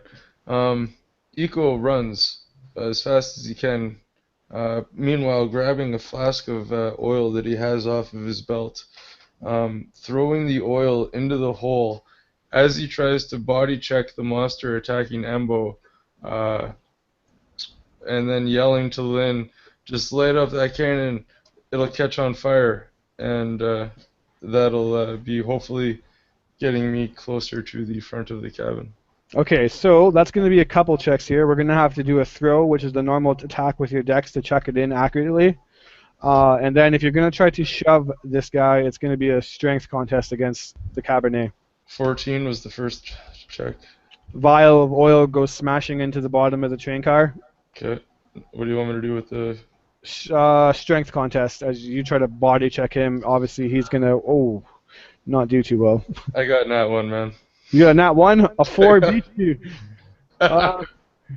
You body check into this guy, but this guy, you both kind of stumble, and you knock him off, but unluckily for you, he grabs onto you, and you start flying off also. Make a last-minute dex save to see if you fall off the train. You got 17. 17. You are able to grab on to the side of it, but you get dragged nonetheless. You're going to take some damage as this Cabernet also grabs onto you with a pretty amazing dex save. And you're going to take, let's see what you take here. 4 more damage as you kind of just like grab onto something and then your body slams into the side of the train car as you're now hanging onto the side of it for dear life. A Cabernet also hanging onto your leg. Lynn, you are up.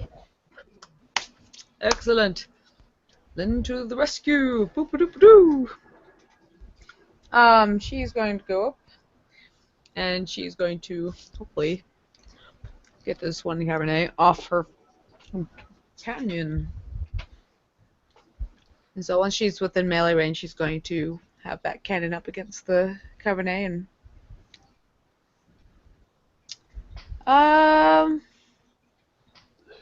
12 to hit.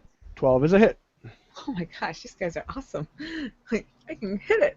Okay, cool. Then that would be... And is that the one that's hanging on to Eco? Yes. Because they are now on the side of this train car hanging on for dear life, actually not, like, picture looking over, and you see him grabbing onto, like, a slit in the window, just being dragged in the wind, and on Eco's ankle is a Cabernet also. Okay. Eco would look Sorry, up. I was thinking, like he had pulled him over. I thought they both were individually hanging on separately. No. But okay, sorry. So yeah, you're not gonna be able to do a straight up melee attack, but if you get creative and think of something. Eco would Is say, she- leave me, go for the front of the train. I got this. I'm just thinking it's like Bye. Sure. Wow. Just go. What a hero. Indeed. So yeah, you can make it to the front of the train and jump in if you wish to. Well, gotta put the brakes on this thing. And if that's what you do, as you jump in, you see the train conductor pulling at this kind of manual brake. She's this girl with these long kind of pigtails that go all the way down to her waist. And she's just frantically like pulling at this, but she's so little, like maybe 120 pounds. She doesn't have the strength to do it. But as you also drop in, you see three Cabernet that obviously tore their way in combat with this mysteriously robed or hooded figure with a katana out, and this figure is surrounded by three of these Cabernet, kind of trying to fight them off. And then as you jump in, what do you do? She's going to use that 12 to go up to one of the Cabernet and blast it for, let's see, 11, 13 points of damage. And as bonus action, reload. And then she. As you take out the figure, you would hear a very feminine voice frantically say, Help the conductor! We need to stop the train now! I got this!" And then she'll do an action surge because she'll then just go over and help pull on this lever. Just, you poor cute little girl trying so hard, and pull on this lever to help pull the brake, or at least that's what she's assuming is in need of being pulled. All With right. the 16. Nice. That's a strength save that you're doing. Yeah. So you get a modifier, or? Yes. 16 is enough to pull it, but with the force of Lynn, you push so hard that you actually snap this brake fully forward off of its hinge. With a tremendous force, you hear the screeching and breaking of metal as the train wheels underneath give out from this force and kind of smash into the ground. And seconds before crashing into the train, it comes to a stop, just like the tip kind of landing against the tip of the broken down train as you narrowly escaped crashing into the broken down train. But now you get the strange sense that sound isn't the sound a working train should make. And we'll end initiative for that. Or I guess there's still the Cabernet, so we shouldn't end that. Yeah. Yeah, There's the two right here. You could always Yeah. make it clear Two over more to here. go. Yeah. So yeah, with that, that brings me back up to me. you. Yes. And Inko basically tackled the guy that was on me, correct? Yes, and now he is hanging on the side. I guess, Dan, you should have to make another deck save as the train abruptly comes to a smashing stop, and the Cabernet actually does not succeed. He gets whipped off. What did you roll? Nat 20. Nat 20. Yay. Beautiful. You are able to somehow, the forces of God apparently kept you onto the side of this train. The Cabernet, not so lucky, gets sucked underneath and exploded into pieces. Okay, since that guy is dead now, is there any more Cabernet coming up from the hole from below? No. Okay. Then I guess I don't see any, and I'm still, if I do my full movement, I still will be 10 feet away from the first cart, so I can't get in. So I'm just going to move up my full movement and reload my pistol with my bonus action, and that's basically it for me, I believe. Okay, Eco, you are up, and now the train is stopped, but mangled. You can clearly see in front of you that the front of the train is kind of like collapsed into the rail and dug up a good portion of it. Wheels have kind of smashed out from underneath it. You're still hanging on, for better or worse, though, to the side of this. Okay, I'm gonna pull myself up, get on 2 feet, and walk over to the hole that is in this train car that we saw this cabane come out of, and I'm going to pull the flint out of my back pouch and light a small section of rope and throw it down into the car where I've already laid the oil. Beautiful. And it erupts into a burst of flame, kind of shooting out like this nuclear, almost warhead-like flame from the hole that puffs up into the sky for a while. Anything in there would clearly be burned. And I would look over at my companion, and I would rush, I guess, that 15 feet, my leftover action, my leftover movement towards the front of the train. Yeah, so you guys get very close to the front. Unluckily, not close enough. Next up is Lynn, as these Cabernet fighting this apparently girl, but she's so like hooded and robed that you can't really tell that she's a girl, but you clearly heard her feminine voice, and she's just has her katana in two hands and is just like kind of circling and pointing at these two remaining Cabernet. Yeah. She's gonna do what she does best. Go over and lend a hand with 18 to hit Definitely a hit. and 10 points of damage. Smash through that one, no problem, and kill it. Excellent. Reload.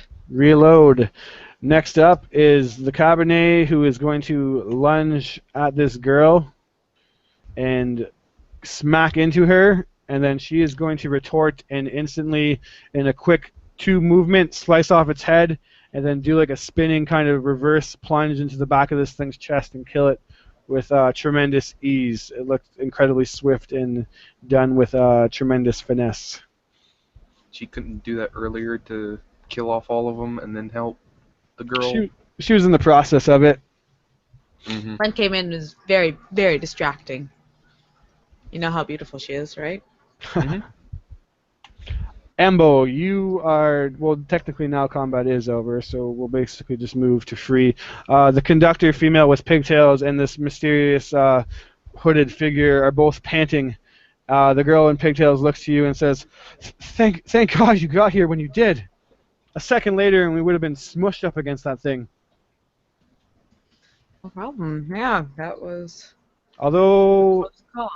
you did seem to break the brakes, and she kind of points at it, and you look at this like emergency gear brake that's clearly smoking, and the handle itself just ripped off. She's Adrenaline. Like, It was an adrenaline rush. Can you fix it? Like, we need to get moving. Well, we also need to clear the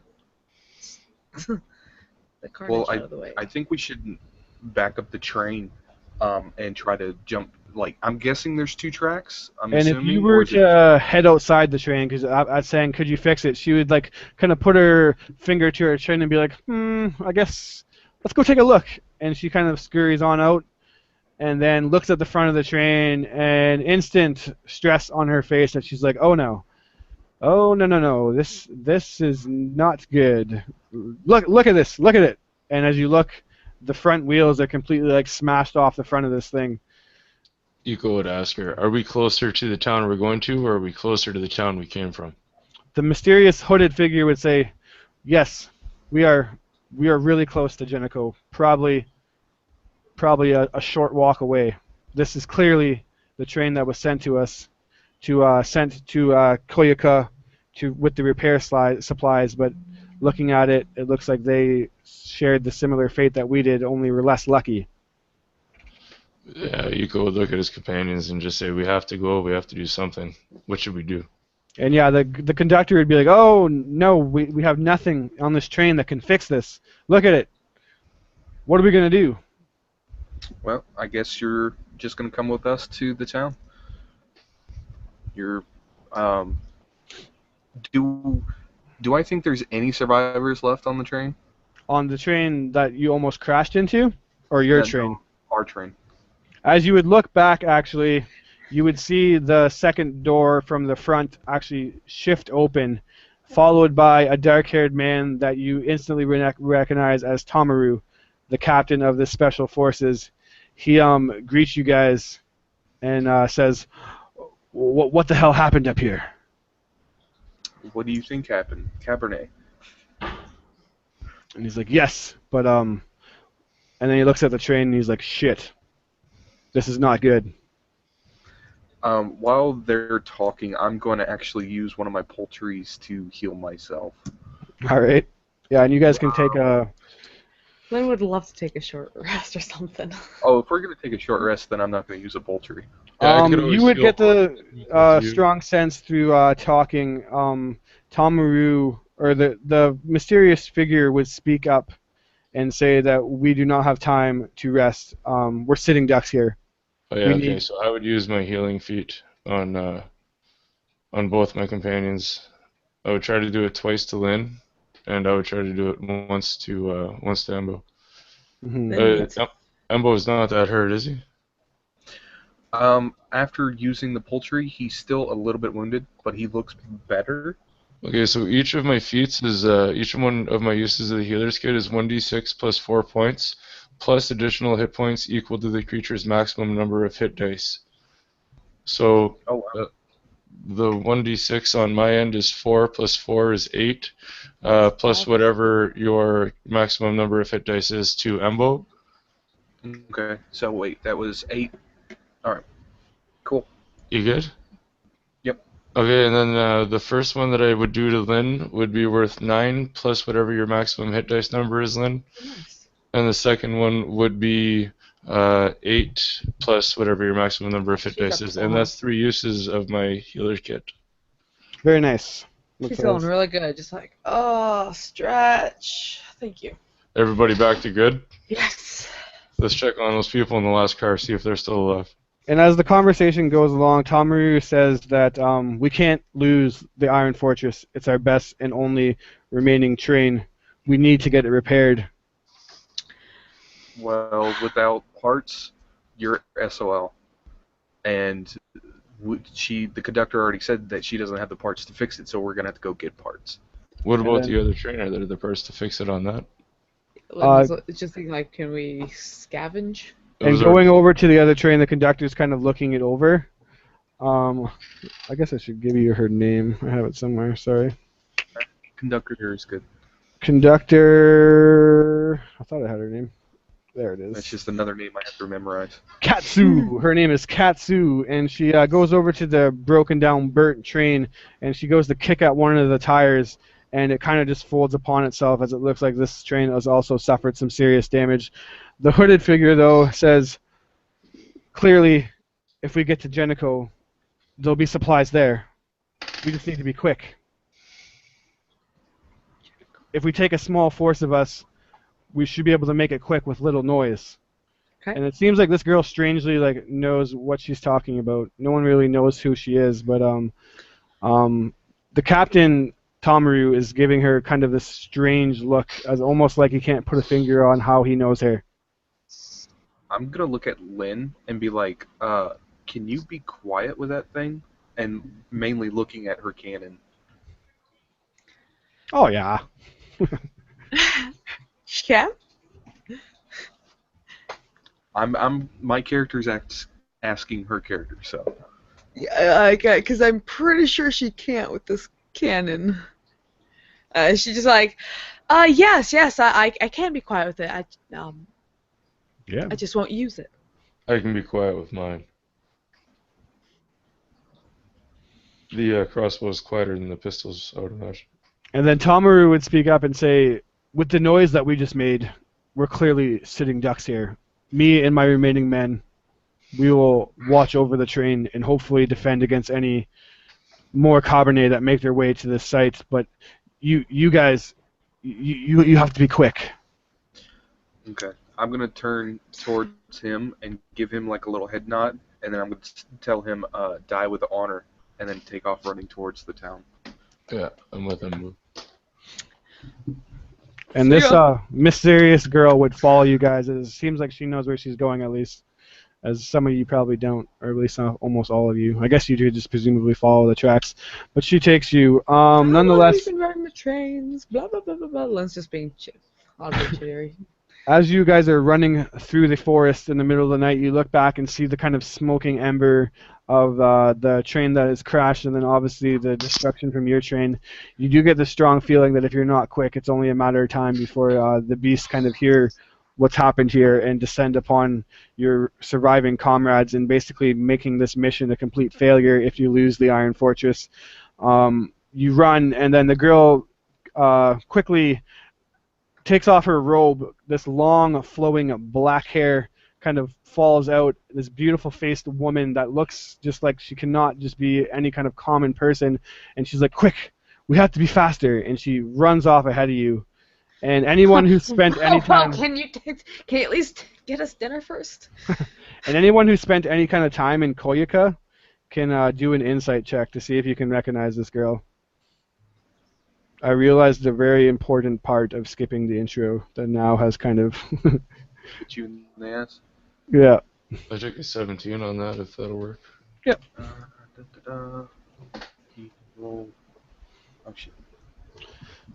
17 is definitely enough for Iko to recognize this girl as none other than Emperor Yamaka's daughter, the Princess Kalame, who Okay. is known to be this beautiful kind of princess that sits beside her father's side and does not do anything besides that.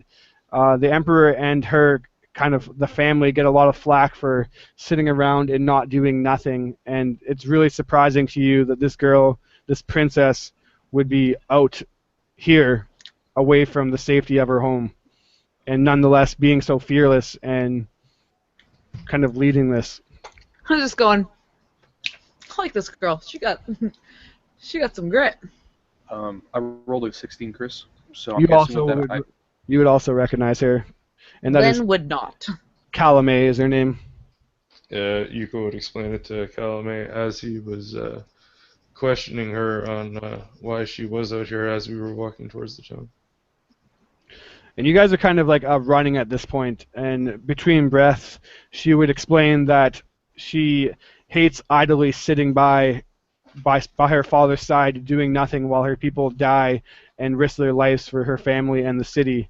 She's trained with weapons all of her life, although her father never let her use them. She's quite competent with them, and she refuses to sit and let everyone die while she sits on a throne and watches it. And she's like, I will save my people, and I will prove to my father that I'm more than just a princess.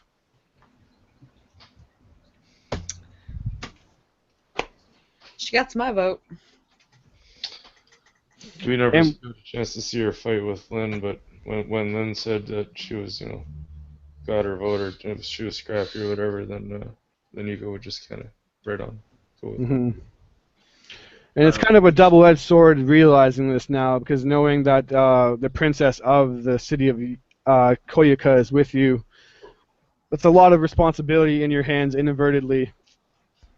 Although, incidentally enough, Tomaru did not catch on to it, so that's your guys' way. You can handle that however you like. But nonetheless, after a little bit of running, shortly out of breath, you approach this town, or this giant metal wall inside of the inside of this forest. The train tracks just kind of abruptly end as it goes into this metal wall, this great door, and this kind of 50-foot high wall spreads around the entire fortress or forest, blocking out the horizon. She comes to a quick stop, just panting, and she says, "This is Jenico. We're here. is there Yes. any signs? We of have life? to alert a guard. They'll let us in." Hopefully. Yeah. Is there any signs of life? You see a kind of guard post on the top of this wall, looking over. You don't necessarily. Hello? It's pretty high up. You don't see anyone in there. Okay.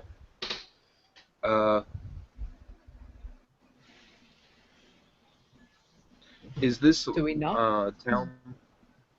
Well, is this town like in the anime where there's a massive moat? Not moat, because moat has water. No, it's not. Gorge It's on the literally outside? just a wall built in the forest all around. You presumably all around the city. This giant, thick, reinforced iron, Um, how tall is the wall? 50 feet. Okay.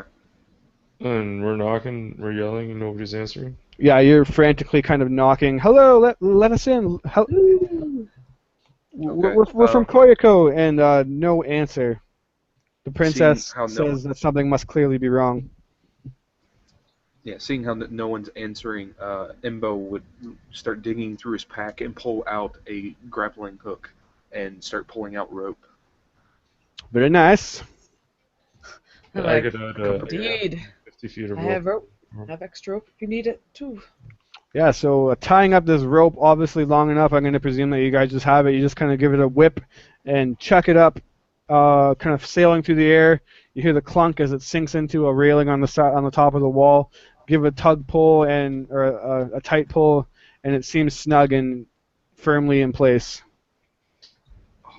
If we weren't trying to be quiet, I would say no. Let's use Lynn's gun cannon thing and shoot it up there. Like use the pressure to shoot it, but we want to be quiet, so yeah. Oh, Lynn would have loved that so much. But yeah, the rope is firmly in place, and with a couple pulls for security, you feel confident that it is latched in there. Who's going up Inko, first? Inko, I think you should climb up first, and we'll try to cover you the best we can down here. And then once you're up there, you can cover us because I think you have the better range. Yeah, I'd go up with stealth too if I could. All right, so go ahead and do a stealth check as you kind of try to climb up this. I won't give you disadvantage. Well, would That's you have 15. advantage for having the rope or no?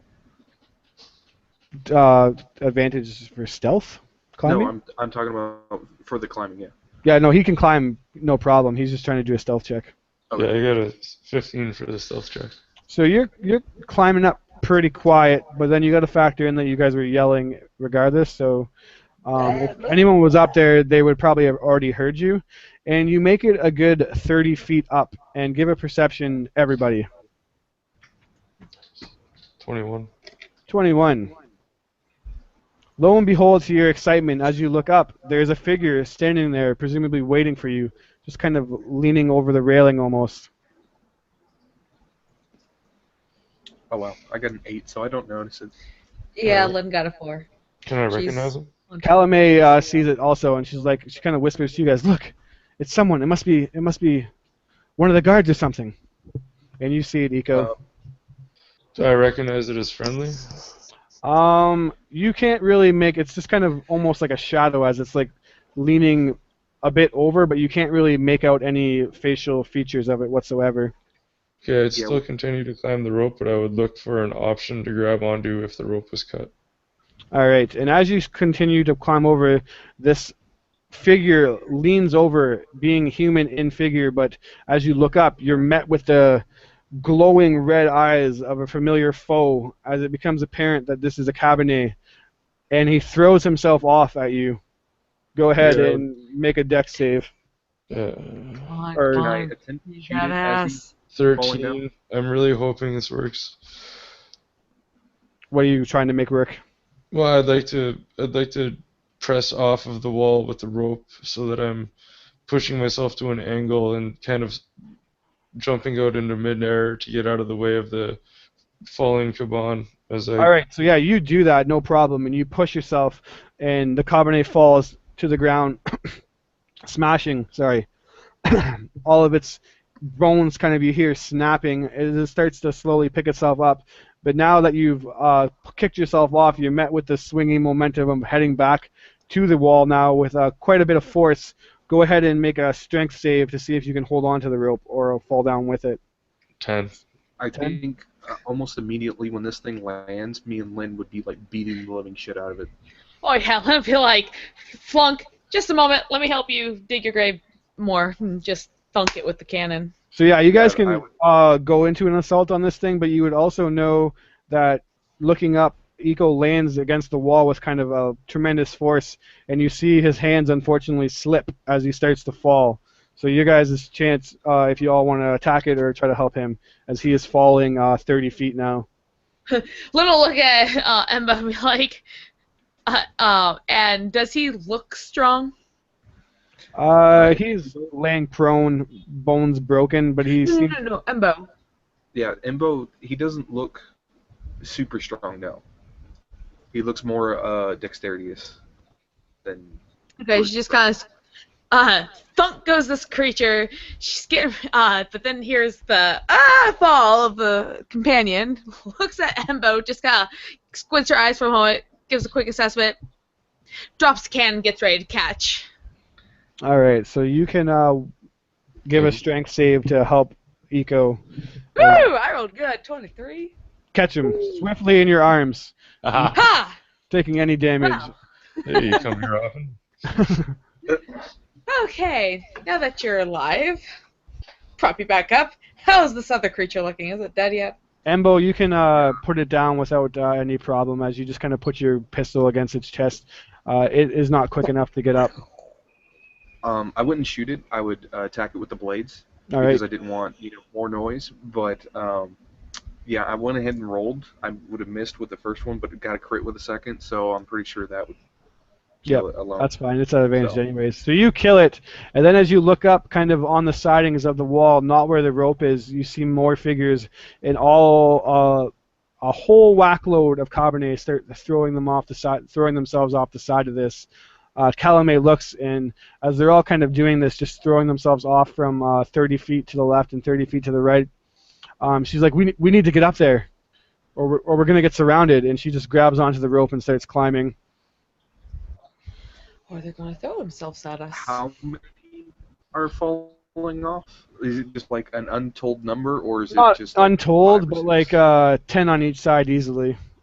All right, Oh, I'll stay here and guard the top of the rope until somebody gets up there. Why don't you all start climbing? yeah, I would start climbing too. Yep. And I would, with my alertness, I would just be sitting there ready to shoot anything that got close to the top of the rope. And you see Calumet just climb up this rope with like tremendous speed, as apparently I'm going to roll really good for her all night.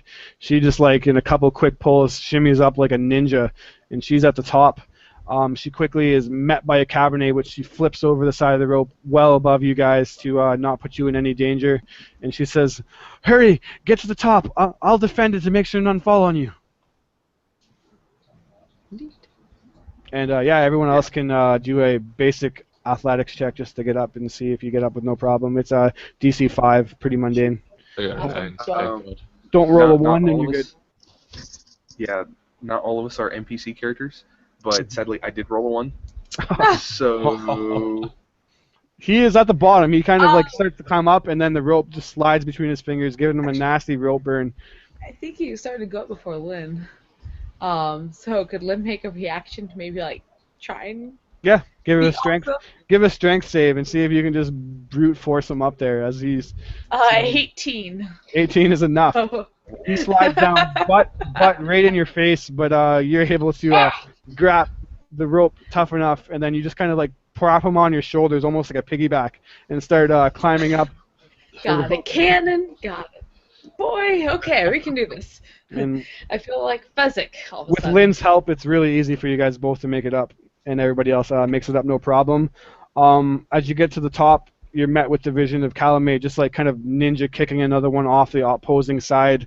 And as you get to the top of Genico to presumably perceive what would be a prosperous town, you're met with the vision of smoke and fire and destruction all across this city that is encased in this wall. It looks like it's pretty much entirely destroyed. You look to the streets 50 feet below you, and all throughout you see hordes of Cabernet just infested in the streets, buildings falling down, corpses everywhere. You would see like maybe a helpless kind of civilian trying to run and then quickly be tackled down by a horde. The screaming's cut short as they dogpile onto this person. And Calumet is just in shock as she's like, "No, this can't be possible. Not Genico. Genico was too fortified. How could this happen?" you keep calling her Calamane. Isn't Calamane the city? And her name was something else? Or No, am I wrong? Calumet is her name. Koyako is the main city you guys came from, and Genico is where you guys are. Sorry, confusing names. No, that's fine. So, alright. Eco would say this has been happening everywhere. It was just a matter of time. Can we still get what Indeed. we need? Yeah, can we, looking towards the train station where they would dock the trains, Give is a there another perception train to there? see if you can make out Okay. where the train station. The city is pretty big. I didn't really say that, but easily like 500 feet by 500 feet, or if not bigger. I don't really know a good feetage of a big city, but it is a pretty big and prosperous, or once was a big and prosperous city. Not natural 20. Not natural 20. That's definitely enough to find on the opposing side of the town, of course, because what fun would it be if it was right in front of you, is what looks like a train yard. Unfortunately, though, kind of precariously next to it, where the opposing door for the north side of the city, a train would enter. You see a train smashed through one of these 50-foot iron doors and is just on flames, as it seems very apparent now how this great fortress's walls was overcame by Compromised. the Kabaneri. A train has smashed into it and broke it down, letting these creatures in. And then the train yard where you presume the supplies would be to fix the trains is like 300, 200 feet away from that area, so pretty close, but on the opposite side of town.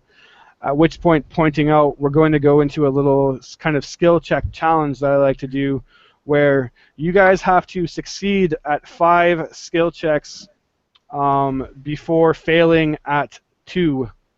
And you get to choose anyone you want as long as you can reason that it helps you get to it. So like you could just say like I'm going to do any kind of check and reason what you're doing to help your group get closer.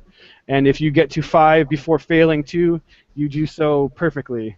If you fail, you obviously are going to have some problems along the way. I'd like to go with a survival check. Do that. I'm pretty good.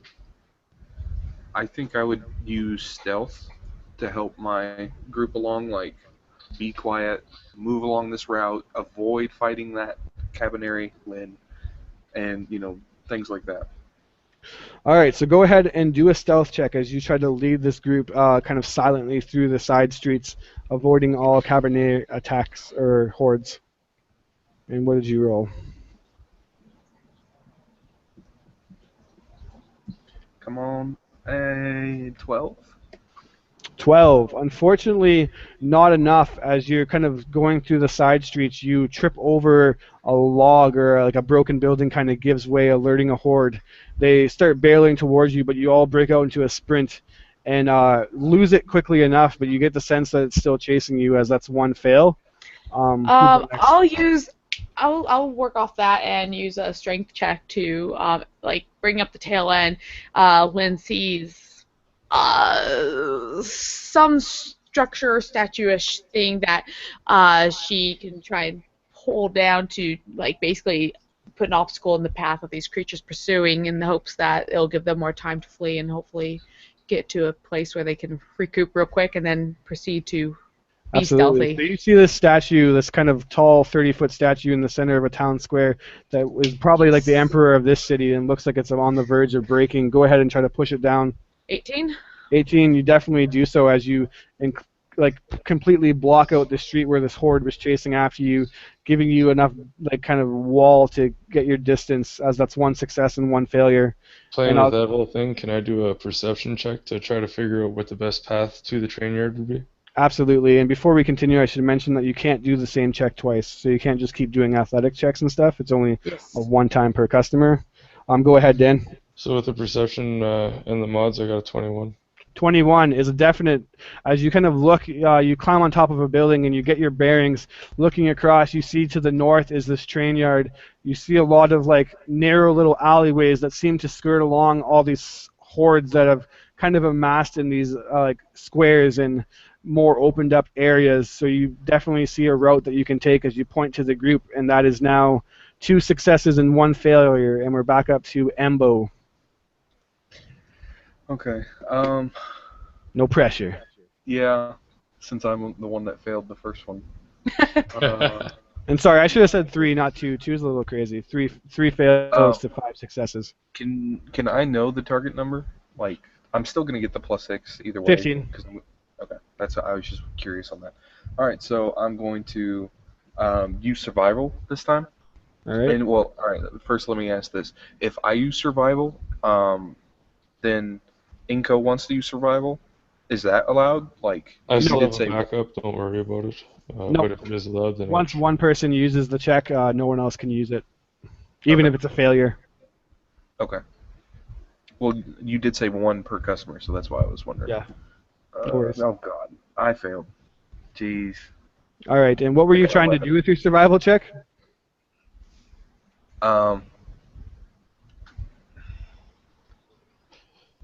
survive. I forgot. Yeah. I mean, Yeah. that's. So you're just kind of walking around aimlessly trying to scavenge and find ways, but again, not having very much luck. Unfortunately, Embo kind of alerts another horde and this one starts chasing after you guys. We're back to Lynn. Yeah. I'm just like, great. She has like nothing going on. She is going to. We're gonna go with acrobatics. 'Cause that's like the next best she can do. Oh goodness, what is she gonna do with it though? I see her telling the others to like scurry on ahead, like point down like in the direction that they were already heading. Like, go there. I'm gonna distract them and basically do an acrobatics dex kind of check to get the horde to follow her, and then she'll shimmy down like the neighboring alley to Yep. but she'd be able to like hopefully get them on the wrong track and catch up with her peeps real quick. Sounds perfect. Go ahead and do it. Is it not one? No, thank goodness. But she did roll a 3 plus 3. So yeah, I'm pretty certain those creatures are like, yes, fresh meat. so you say, go ahead, go to that direction. I'll distract him, and you go to like prop yourself and like kind of jump on this wooden beam that is like gonna lead you up to the rooftop, and you can kind of skirt them along. But as you do that, the beam snaps, and you just fall to the ground and do not separate yourself from the group at all. And then that now puts us at 3 failures. So you have a big ass horde on your guys' tail right now, but Calumet points that in the horizon is this train yard as you guys have made it there. Unfortunately, you have drawn quite the attention though.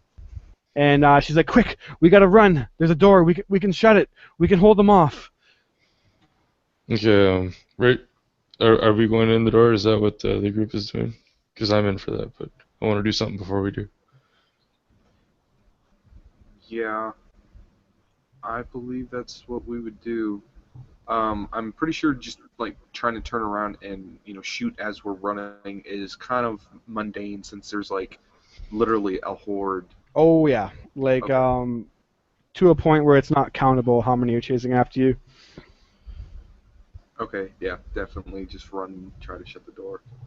Right before, I would imagine, just in my mind, I see Lynn and then Embo going into the room. So then, right before I shut the door behind me, I'm gonna throw out a bag of marbles, and I have 1,000 marbles that I just whip all across the field, and then I shut the door behind me. All right, beautiful. So you rip a bunch of marbles on the ground, and oh my god, I'm luckily rolling all my good rolls, as it doesn't seem to affect too many of these Cabernet, but after a while, some of them start going down, which buys you some time to get to the train yard door. It's this big sliding kind of metal door. She's pushing at it, but she doesn't have the strength to do it, and she's just kind of like waving to you guys to help her shut it quickly. If anyone helps her, it's easy enough for you guys to do without doing a check. I'm assuming someone helps her, so you guys shut the door. Moments after, you just hear like the slamming of the into the metal, and then hundreds of kind of whacking at the metal door, trying to break through. She would say, "Shit! Like we don't have much time. It's only a matter of time before they get in here. We need to figure something out." And as you look around, you're in this kind of old launching bay, essentially, of the train yard. You look on the main track that is kind of skirting back to where you guys came from, going out the same door that was blocked off. And it's an older looking train. It's not armored, and it looks like something that was probably used pre-apocalypse, as there's no armor on it. It's just a basic train. You look around, and you're met with all these kind of cargo containers that would presumably be holding some kind of supplies. There's hundreds of them in the area, and kind of in the center of it, in this like 100-foot wide room, is this big crane with a magnet that would be presumably used to load the carts on. And she's like, check the containers. We need to find supplies and get out of here as quick as possible. Then we'll start helping pop. If nobody else will take it, I'll jump in the crane. Yeah, with my rolls tonight, somebody else fail. Yeah, I'll hop in the crane and I'll start operating it to the point where I'm ready when they find the crate that I can just grab it and throw it on the train. All right, and whoever's not in the train, with the help of Calumet, can start making perceptions to see if they can find any supplies. So, do you want just normal perception then, or Yeah, perception or investigation works for me. okay? Met by the sound of this horrible slamming into the metal doors that's just like echoing the entire kind of room.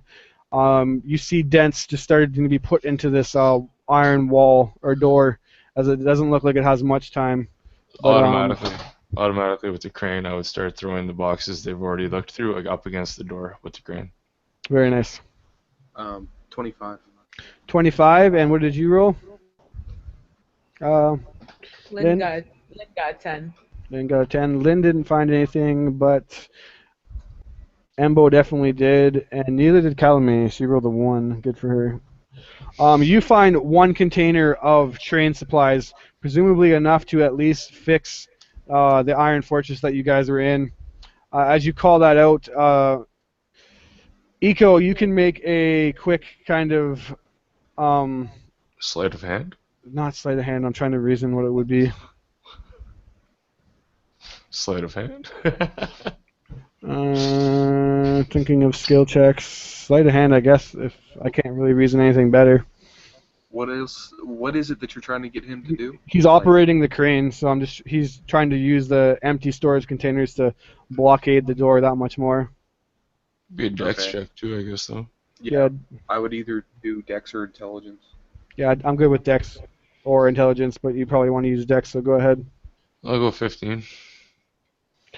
15 is enough to prop a couple of these empty containers in front of the door, blocking them off. Quickly kind of searching. It takes you a little bit more time than you would hope for with only Embo finding the first one, but like a couple minutes after you finally find 2 more, as there's 3 kind of full containers of train supplies all kind of sectioned off in the different parts of the room.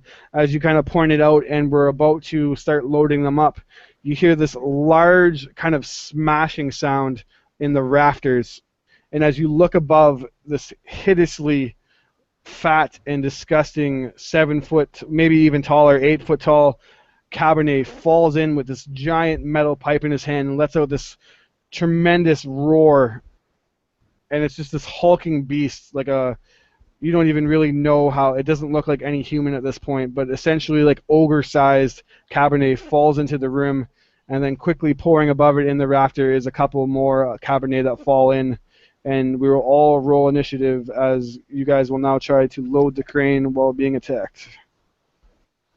21. Rolling initiative, sorry. Yes. 23. Cool. Give me a couple seconds. I gotta do mine first, and then I will load you guys in. Wow. So we have a 23, a 22, and a 21. Nice. Good job. And since there's 3 of you, I guess I should probably tone this down a bit. Well, No, 4 no. because we got our NPC. That's true. You Oh, right on. you get yours. I'm gonna put her ass to work. She's gonna fight. Yeah, He's she was gonna fight. Come on. Now my character's not gonna be happy with that. She doesn't want her to fight, but I'm gonna make her fight. There's a big difference there. All right. And now I'm gonna add you guys in. Embo, Eco, Lynn, and Embo. What was it? 20 what? 22. 22. Eco. 23. Nice. And Lynn. 21. 21. All right. And I guess I should add Calumet, since you guys want her to fight the great princess warrior. Well, I And- think she would. Oh yeah, definitely. Anyways, like 100%. Love the Princess Bride picture too. That was hilarious. I adored that. And first up is Eco. You are operating this crane, so you are now kind of forced with this decision. You know that if you don't start loading this, that it's only a matter of time before they get in.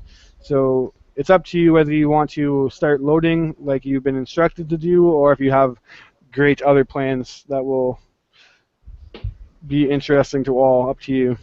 Actually, I think that I would go for the first crate. I'm not lucky enough that the monster's in between the crate and the train, am I? Unfortunately, not in the way. You could always latch onto it and kind of backpedal to the creature and then hit it, but then that would not bring you in the kind of track towards. Am I Um, still working on the first crate? yes. Yeah, I'm going straight for the crates then. I'm loading the crates. At this point, I will ignore the monster.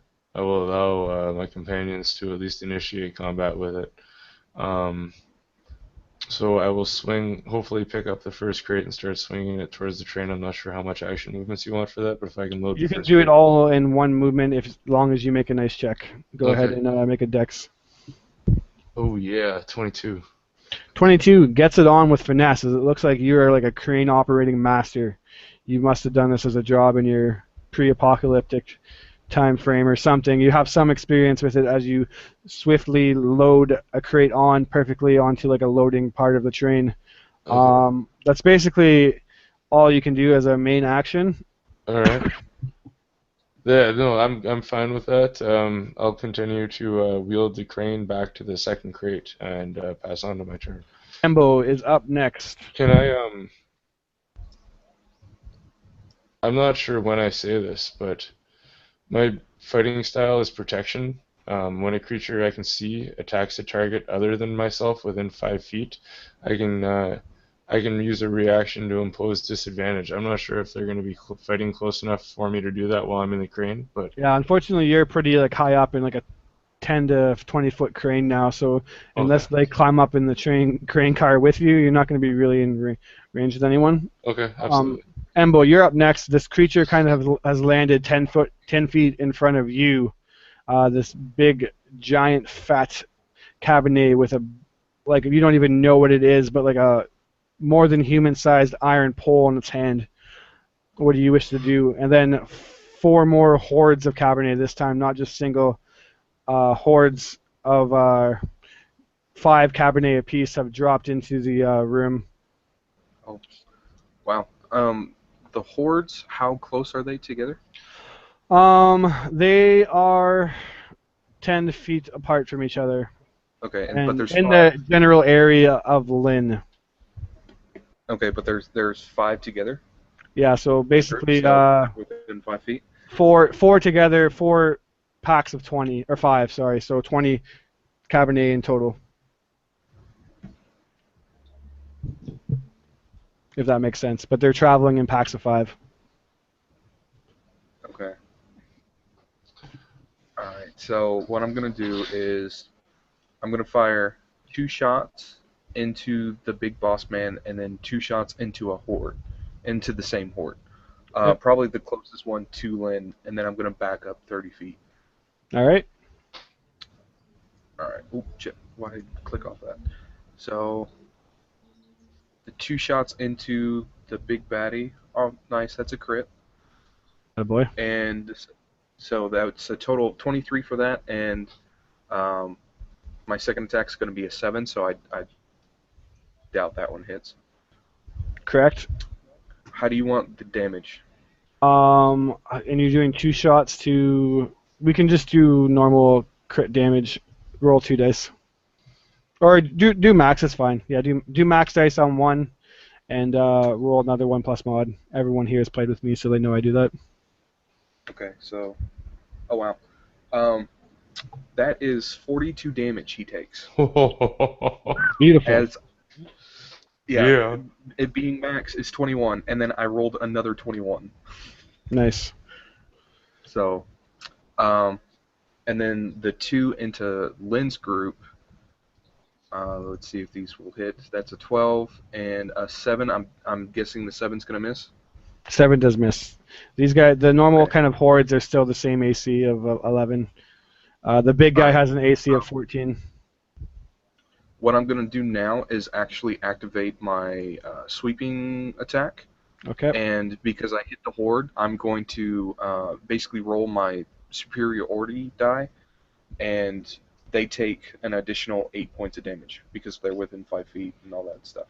Nice. Give me a second Okay. to add in. You know the total damage that you did to the horde, right? To the horde, no, I did not roll it yet. Okay. So are you gonna have the horde as like 1 hit point, Basically, or what I'm gonna do is they all still have their single HP, but I'm gonna do like the cleave through rule, so that once you do enough damage to one, you're just gonna continue on doing so damage is never wasted against the horde, essentially. okay? The bullet itself did 16 damage, So that and killed then one, and then like pierces through another one. okay, and then I did another 7 points of damage with the superiority die.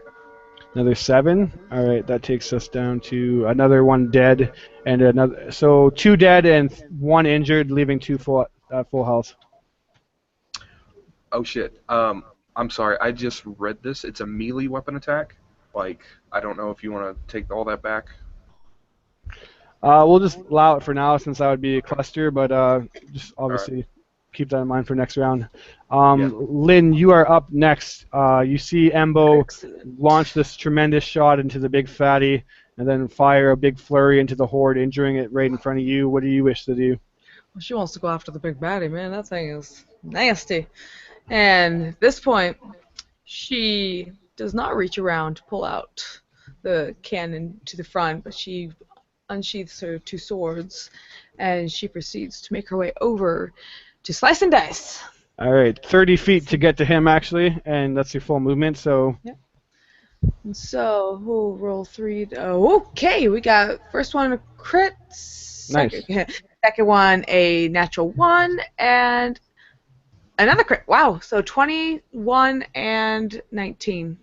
Well, okay, that's without their modifiers, but add 6 to each of those. 26, 7, and 25. Yeah, that's definitely all hits, or is that damage? Sorry. That the one isn't to hit. Damage-wise, that would be 6 plus 5, 11, and another 6 plus 4 for 10. So 21 points of piercing damage from her swords. Very nice. You guys are wrecking this thing, but nonetheless, this hulking creature, after taking that tremendous amount of damage, is still standing. Sorry, chunks of its flesh just knocked away. But as you try to plunge as hard as you can into its exoskeleton to break its heart, it's just too thick to even pierce through. As all your attacks are just like bouncing off, no matter how hard you hit. It is kind of sustaining all this damage, and although it looks like it's in not the best of shape, obviously, after that, it is still standing nonetheless, and it is going to act now, lifting up its huge iron pipe. It's going to swing at you for a 23 to hit, and then terrible damage, only 9, as it whacks at you with a tremendous force right in the gut. I'm guessing that's the win. Not the scar! Oh! Okay. Calumet is up next, and since she is your trusty NPC, she looks to you guys and says, "What do you want me to do? How can I help?" Kill something! Um, Duh. should- Preferably one of the Kabaneri. yeah, I'm not sure. She will dash into the horde then that you've already injured, the 2 full health and 1 at weakened state, and she will go into a flurry of attacks. Rolling, let's see if she hits. Or you Miss, could and then just say that she killed them 2 all. hits. Oh yeah, of course I could. That would be nice. And she does a total of killing 1 and injuring another. That leaves only 2 left in that horde. And next up is the Cabernet horde attack. So give me a second here. First one up is the one that she just dodged into, and the 2 remaining ones are going to swing at her, hitting once, kind of slamming into her. She doesn't look like she's in that bad a shape yet, though. Next up is another horde that is most close to Eco, actually, as it runs to the crane and starts kind of shimmying up. It doesn't have enough movement to get up there, though, so that's going to be an issue for you guys. The other one is going to charge at you, Lynn, and this is going to get rough real quick for you guys as they go into a flurry of attacks. What's your AC again? It is 20 right now. 20, nice. Holy crap, that's really good. Only 1 manages to get through, but I rolled an 8 for damage as the one gets through pretty well. I guess like they kind of dogpile on you, and you're just like pushing them all back. But finally, after like holding off 4, then the last one gets in and just lands its claws right into your side. Curses. And the last horde is going to charge at you, Embo. And same thing, your AC is 17? Correct. Hit. Oh my god, hit. And luckily a miss. 3 hits for a total of 22 damage. I'm going to reduce that down. Sounds like a fair idea. Yeah.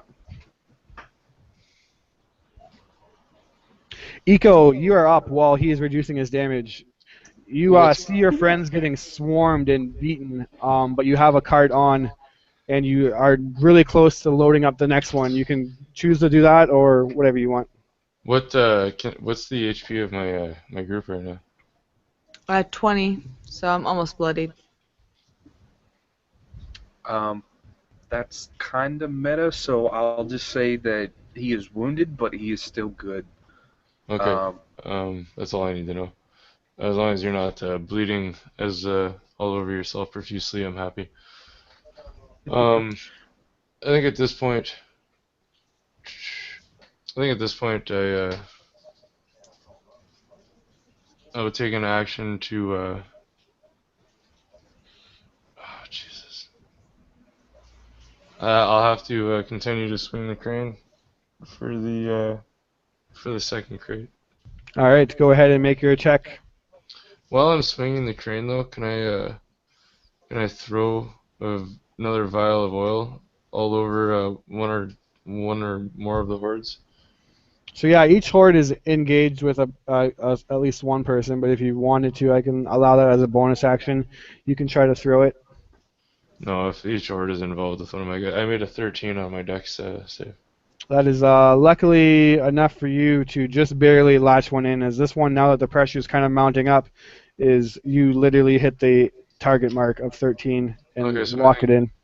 I think Eco is just focusing on getting these crates on board. He's trying to keep an eye on his companions, and he sees what's happening at the bottom of the crane, but knowing that this is really his only option, and that if this isn't done, then they're stuck here perpetually, so they have to go anyway. So he swings the second crate into the train. All right, very nice. Embo, you are up, and things are getting hairy real quick. All right, so I'm going to attack all 4 guys around, well, technically 5, around me, and they're all above 12, so I'm going to basically hit him.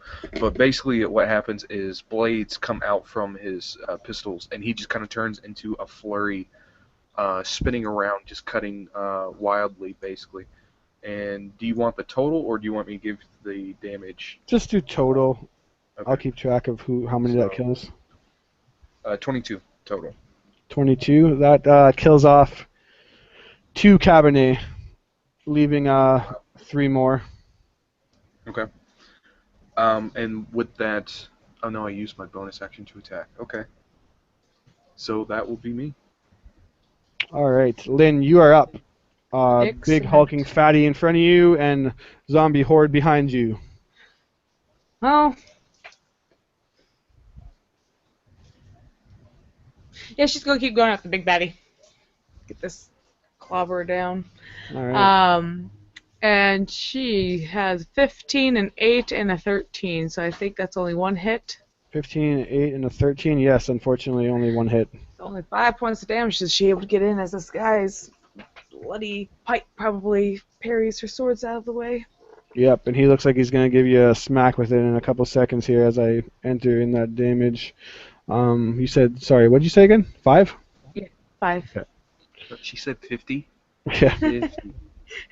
50 points with 1 sword, but your crit didn't even exactly do that much. Your double crit didn't do that much. He swings with such force that he's not really caring about the Kabaneri behind him, and that must have been not 1 damage as he misses you, because I just remembered you have a gross AC, and slams into one of the Kabaneri behind you, knocking it prone, but it's still alive. That was terrible damage. I just rolled 3 damage with 2d8. Wow. Calumet is up, and she is going to go into her flurry of attacks, hitting, and hitting for a grand total of... Very nice. She kills everyone but one Cabernet left, and she's just going into like this expertly trained kind of maneuvers where one comes in and she just cuts it in half and then stabs it again. Another one comes in, she does like a spin move and trips it, stabbing it, and then kind of squares up with the last one remaining. She looks up to you, Eco, and is like, hurry, and load the last one. We need to get out of here. And she points to the door as you just hear more Cabernet clearly piling up against and trying to break in. The last one is going to swing at her and hit for 10 damage. That's a sizable blow to her. She looks like she's at least getting injured at this point, we'll say. Next up is the Horde against Eco. They climb up, and within next turn, they're going to be up there giving you some problem, Eco. The one against Lynn is now going to hit, miss, and hit. Right, that was 5. 1, 2, 3, 4, 5. Yeah. I got 20 and 23 to hit. One guy's prone, isn't he? Yeah, he picked himself up. He has 30 movement. If the tie So goes, 13 bludgeoning damage, or sorry, slashing damage as they're just ripping into you. Lynn's just like, fudge. Lynn looks She rough. just kind of grips a little bit at, like, puts a fist, or whatever sword is held in her hands, but fist up to a wound, just like, goodness gracious. And Embo, you're going to receive the similar attack as 17's my target. Hit, miss, hit. Oh my god. That's the I crushing. only have three Yeah, attacks against me. that is correct. So, thank you for correcting me. That is much better for you. 1, 2, 3, 4. Only a 17 and a 22 get through for 16 total damage, 9 and 7 independently, but 16. Yeah, I'm gonna spend my last die to reduce that. And Eco, you are up as he's reducing his damage. Lynn now looks in rough shape, and you know that you need to get this done as you look down the Cabernet Horde are almost at the top of the crane, and you know that if they get up there, it's going to be very hard for you to operate it as 5 fights you, so it's like a do or die right now. I yell to the group. I yell, "Get on the train!" And I swing for the last crate with a 14. Oh, you lucky son of a gun. Yeah, You load it on. And hopefully, I'm not sure if I have any movement left, but Full movement. I'd love to jump. You'd love to jump. It's 20 feet jump. Do you have any kind of resourceful tools in your pack? I do, actually. I've already given up the rope. Well, you should still have your rope because my rope was planning to reach up on the wall. Okay, then I would love to slowly tie my rope off to the swing arm of the actual crane, and to brace it so that when yanked tough enough, the brace will release and the swing arm will pull. And from there, I'd like to gently as possible try to just hover and swing over the horde coming up the crane. And as I slowly pass them, yank as hard as I can on the rope so that the crane starts to swing and hopefully knocks them off from being so close. All right, that's what is that? That would be I don't know. probably an acrobatics check. Gosh, 5? 5. You jump off in a swinging amazement as you look like you're about to do something really cool, but as you're swinging and trying to like kick off all these Cabernet climbing, you're met by the grapple of one of them, and it throws you completely off tilt, and you actually fall to the ground, taking 6 damage as you land prone, winded, and then the Cabernet look like they're about to jump off and come after you at any second. Unfortunately, since you did the high-risk acrobatics check, that ends your turn. And Embo, you're up next. Okay. You see that the train is fully loaded. Eco says to get on it and get the hell out. This isn't a winning fight, as it looks like more Kabaneri will make their way in at any moment. Yeah. Well, I'm surrounded at the moment, so I'm going to send out 3 attacks with my blades, doing 15 points of damage. Very nice. And then this time I'm going to use my bonus action to reload. Okay, so that's a total of 15. Cutting it down to one basically like full health Cabernet, and then one that's extremely bloodied on the brink of death at any second. Okay, so I still have 2 on me still? Yes. Okay, then I'm not going to move. I'm going to stay in combat then. All right, and before we go to Lynn, I'm going to do a quick recap of where everybody is. Essentially, about 10 feet away from Embo is Eco, who's fallen prone from the crane, and you guys are both kind of parallel to each other and 20 feet away from the front of the train. In front of Embo, basically to your left, is 10 feet away Lynn in combat with a big ogre-like Cabernet and a horde of Cabernet beside her. And then a good 30 feet back and a grand total of like 60 to 70 feet away from the train is Calumet fighting one lonely Cabernet. And Lynn, you are up. So you're roughly about 30 feet away from the train and close to your companions. If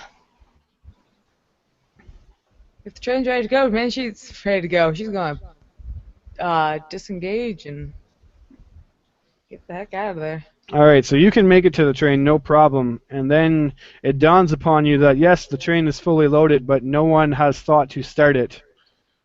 Well, she can certainly do her best to figure this out. All right, and what does she think would be the best way to do that? What kind of check does Lynn think she's going to make?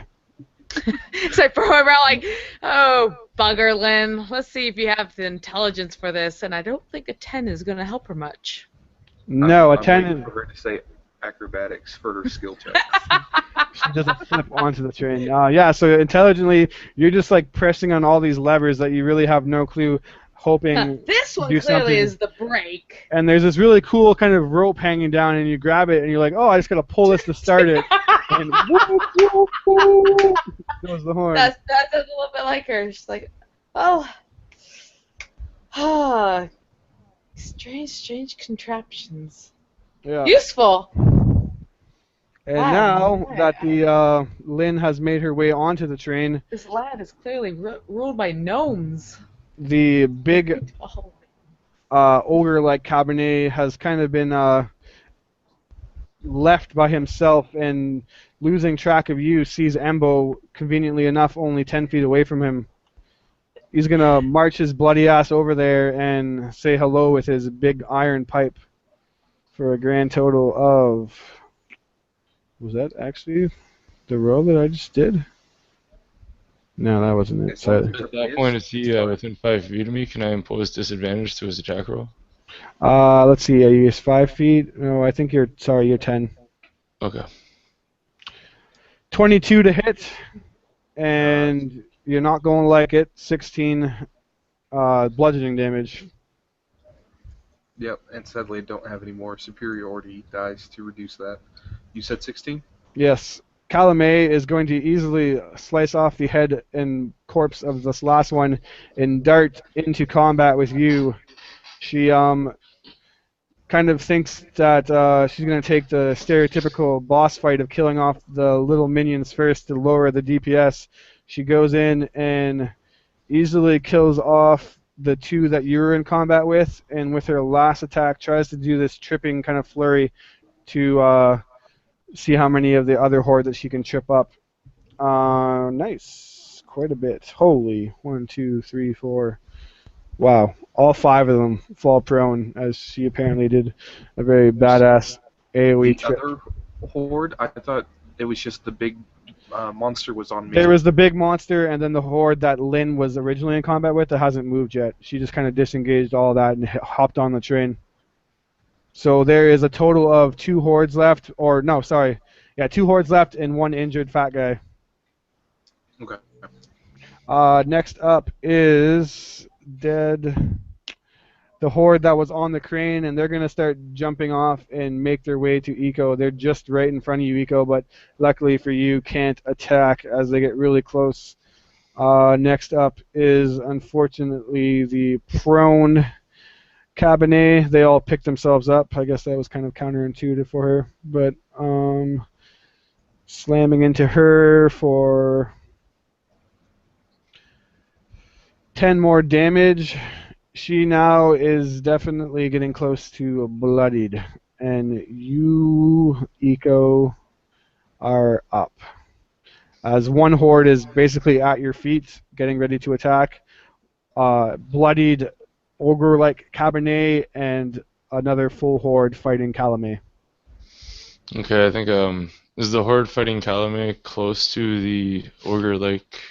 Yes, she is a grand total of 15 feet away from you, and then 10 feet away from you is Embo, and then kind of in between those two is the ogre, and then behind Calumet, farthest from the ogre, is the horde. And is Embo still standing?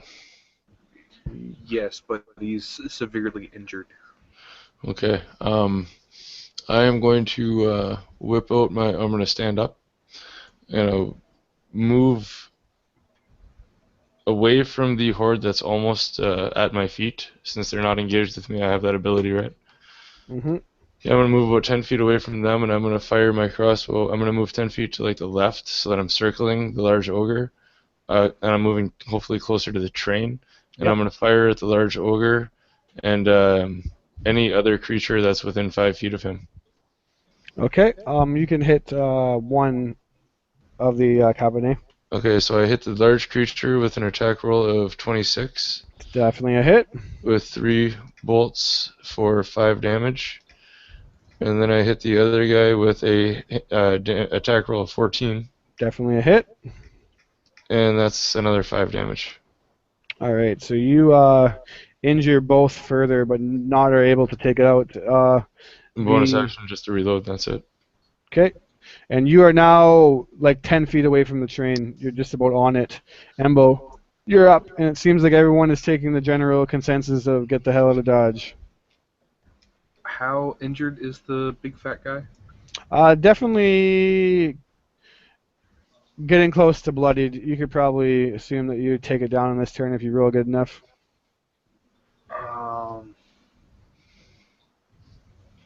Yeah, screw it. I'm going to shoot him in the face. I'm going to take a chance. Oh, really? A 6 and a 10. Oh my goodness. Stupid roll 20. All them good roll or high 20 rolls earlier in the game was really screwing with me. Alright, Miss and a miss. Yeah. He's the only person on me right now, correct? Yes, Calumet is dealing with the other horde, and then the horde that Eco just ran away from is still 10 feet away from you. Okay, then I'm going to back off and let this guy get a free attack of opportunity against me and use my bonus action to reload. All right, then he does a 15 to... No, not a hit at all. 7. Awesome. So I back off 30 feet. 30 feet gets you on the train, definitely. Do you want to... You see Lynn tooting the train horn as she...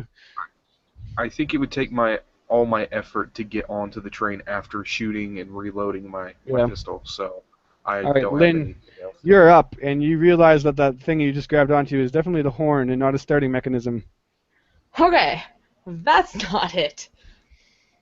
Could you do another intelligence check just for a second try? Yeah.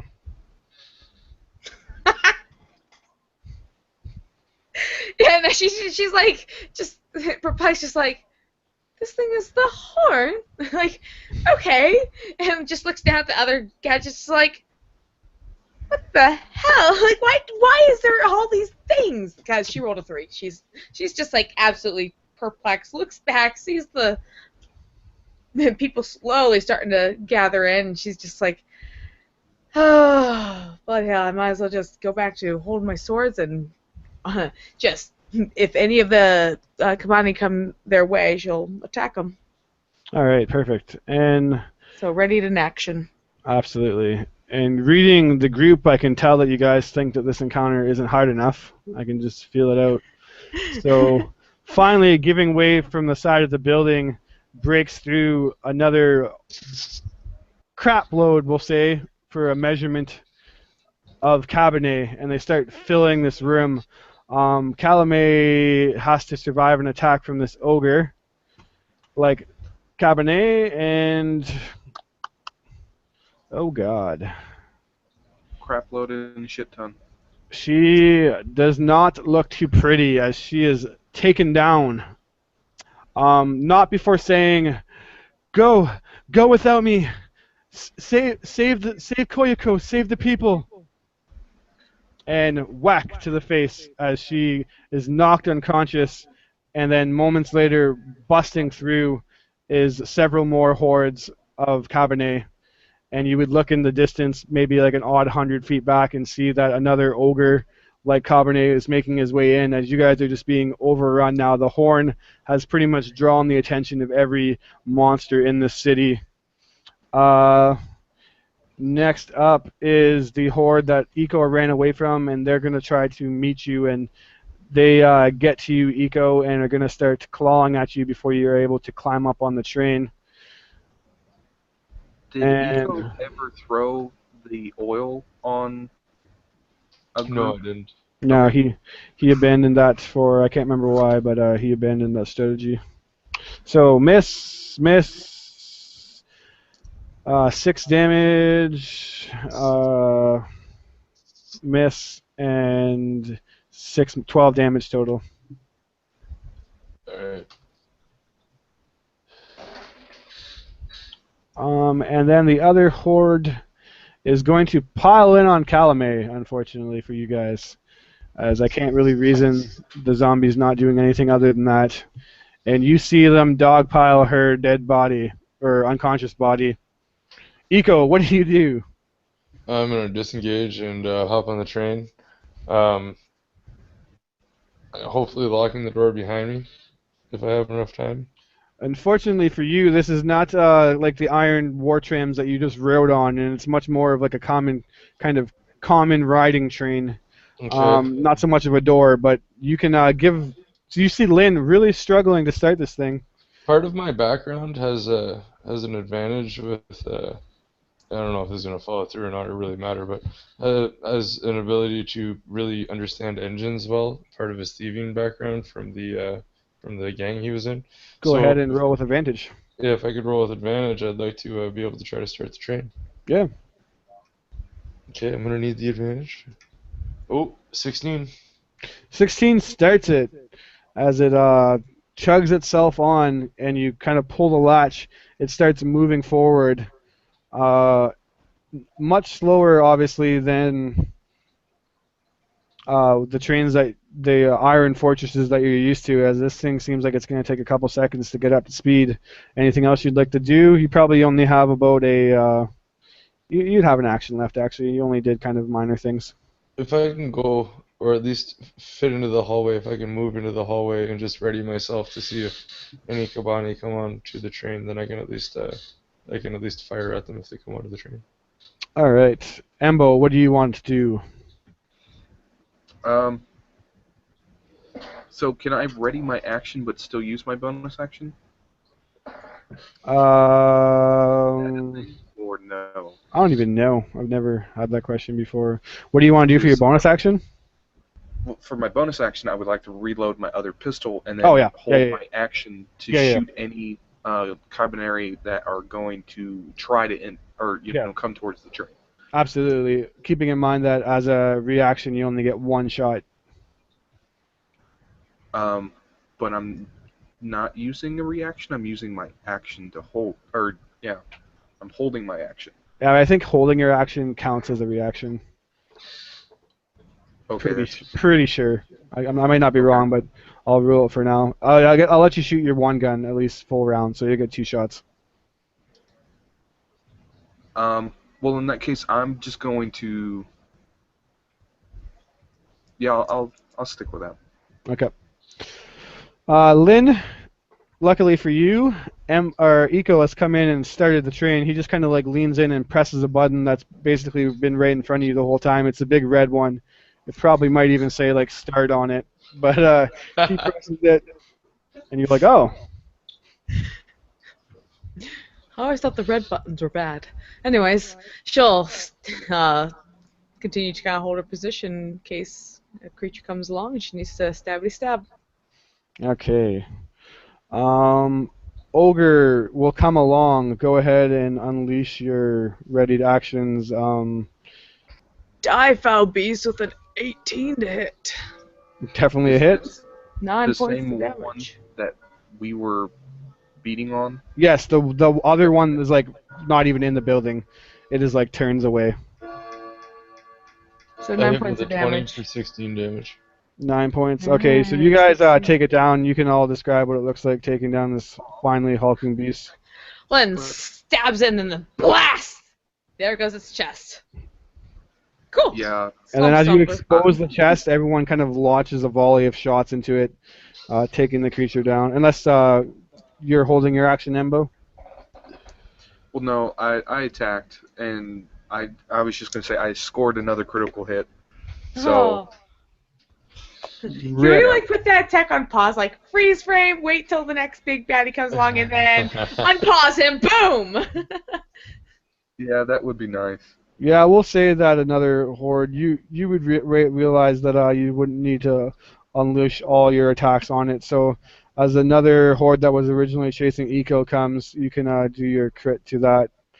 That'll be nice. Yeah, the crit does 36 damage, and Obliterates. my second attack would have done 19. Beautiful. So Yeah, you like explode them somehow. You don't even really know how, but as you shoot them, they just explode into pieces. And then the other horde tries to start, or that is just unfortunately for the sad princess, they're just dogpiled on her. You don't think she's gonna make it. Eco, you are back up, and As the trains, okay, go ahead. Sorry. you're gonna need to think of something semi-creative because you know that the speed of this train is not gonna outrun these creatures that can full-on sprint pretty much infinitely. As I was mentioning to the group that we needed to figure out how to speed up the train, I would pause and I would try to use my action to use my healer kit on Embo. I think Embo's a little more hurt than Lynn. I could be wrong. Lynn's at 7. Lynn looks pretty rough. I'm not sure how bad Embo looks. He's probably close to injured too. yeah, Embo looks pretty rough too. So I say it's up to you. If you could let me use my 2 attacks to use my 2 of my healer kits, I'll do one on both of them. Sure. That'll be Alright, nice. I got 9 plus whatever your healer is to Embo, and I got 6 plus whatever your healer is to Lynn. Hit dice. So max hit dice is +5 to whatever you just said. Yay. And then I would just try to move to the front of the train, trying to figure out how to make it move faster. All right, Embo, you're up, and you get the same sense that if you don't think of something creative, these things are just going to catch up to you guys anyways. Okay. Considering how Embo has basically failed in protecting the princess, he goes and basically does it to where he can't get any objection from the group. He just steals basically all the oil off of Embo, or not Embo, he's Embo, Inko, and like dumps it on him, and then jumps off the train and tucks and rolls and starts running towards the horde as he's trying to sacrifice himself to slow down the horde.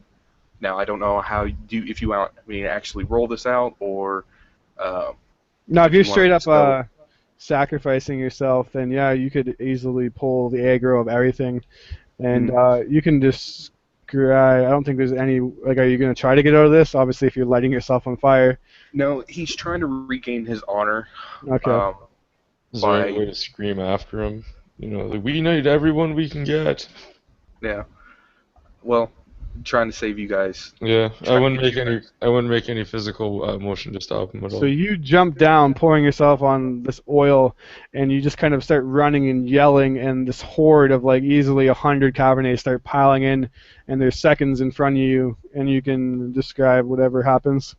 Yeah, at first, like he's doing really well. Like he's stabbing here, shooting there, and then it comes down to basically his last shot in the barrel, and he kind of not necessarily shoots himself, but fires to where the sparks from the gun gets on him and lights him on fire, and he's still continuing fighting. And even though he has like 4 or 5 Kabaneri like biting on his arm, on his leg, up on his shoulder, he's still trying to go, and you just see this flaming light slowly die out as you guys travel down the train tracks.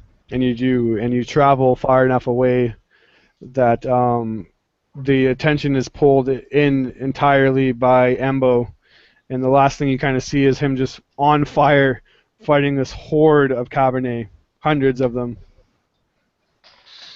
So I will give my character to you, Chris, later, so you can use for an NPC later to use against the group. Yeah. That's awesome. And yeah, so you guys make it. Like that's enough. That sacrifice is definitely enough to put you on the train and heading out of town. Eco had mentioned, slowly and sadly how it was a wonderful sacrifice, and how he was really interested in the ogre like Kabane, and how it was the first time he had ever seen one, and how he still couldn't get over Embo's sacrifice to save us.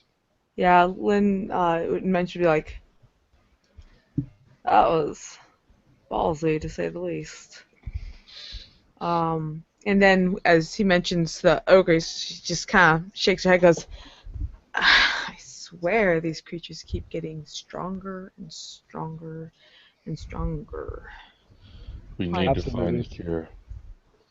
And you guys kind of have a quiet ride back, and within like 30 minutes later, you're reunited on a separate track that's like you said, pretty close to the Iron Fortress that you rode in on. You see Tamaru kind of standing on top of it, and his troops underneath him have drawn like trenches, and there's kind of corpses, as it seems like they've been fighting off some, but it hasn't got bad enough yet to overrun them. And he says, he looks to you guys and gives you a nod, and you see him like kind of ponder about asking, wasn't there more? But then he has a realization and just gives you guys like a nod. Everyone's like just covered in blood. Like Yeah. And quickly, the train has the ability to have like a kind of pull-out crane-like mechanism that loads the supplies on. The conductor, Katsu, and a couple of surviving engineers repair the Iron Fortress enough to make it sturdy enough to run, and you descend or return back to Koyako with little resistance, surprisingly. You don't make it with too much trouble, and you're kind of, as you enter the city of Koyako, you're greeted by the Emperor and a small kind of gathering of people that look like they're ready to like celebrate your return. But as you guys leave the train and people start to realize that there's significantly fewer, it's not so much of a celebration as it is just thankful that anyone made it back and that you guys at least came back with supplies enough to fix the train. And we will end it there, as again this went on longer than I intended. I don't want to keep you guys all night, so yeah, we'll end it there as Eco and Lynn survived and Embo made the great sacrifice to get you guys there. Well done, that sir. was awesome. Well Yeah. done. So yeah, thanks for playing, guys. I will end the broadcast and talk to you guys in a couple seconds.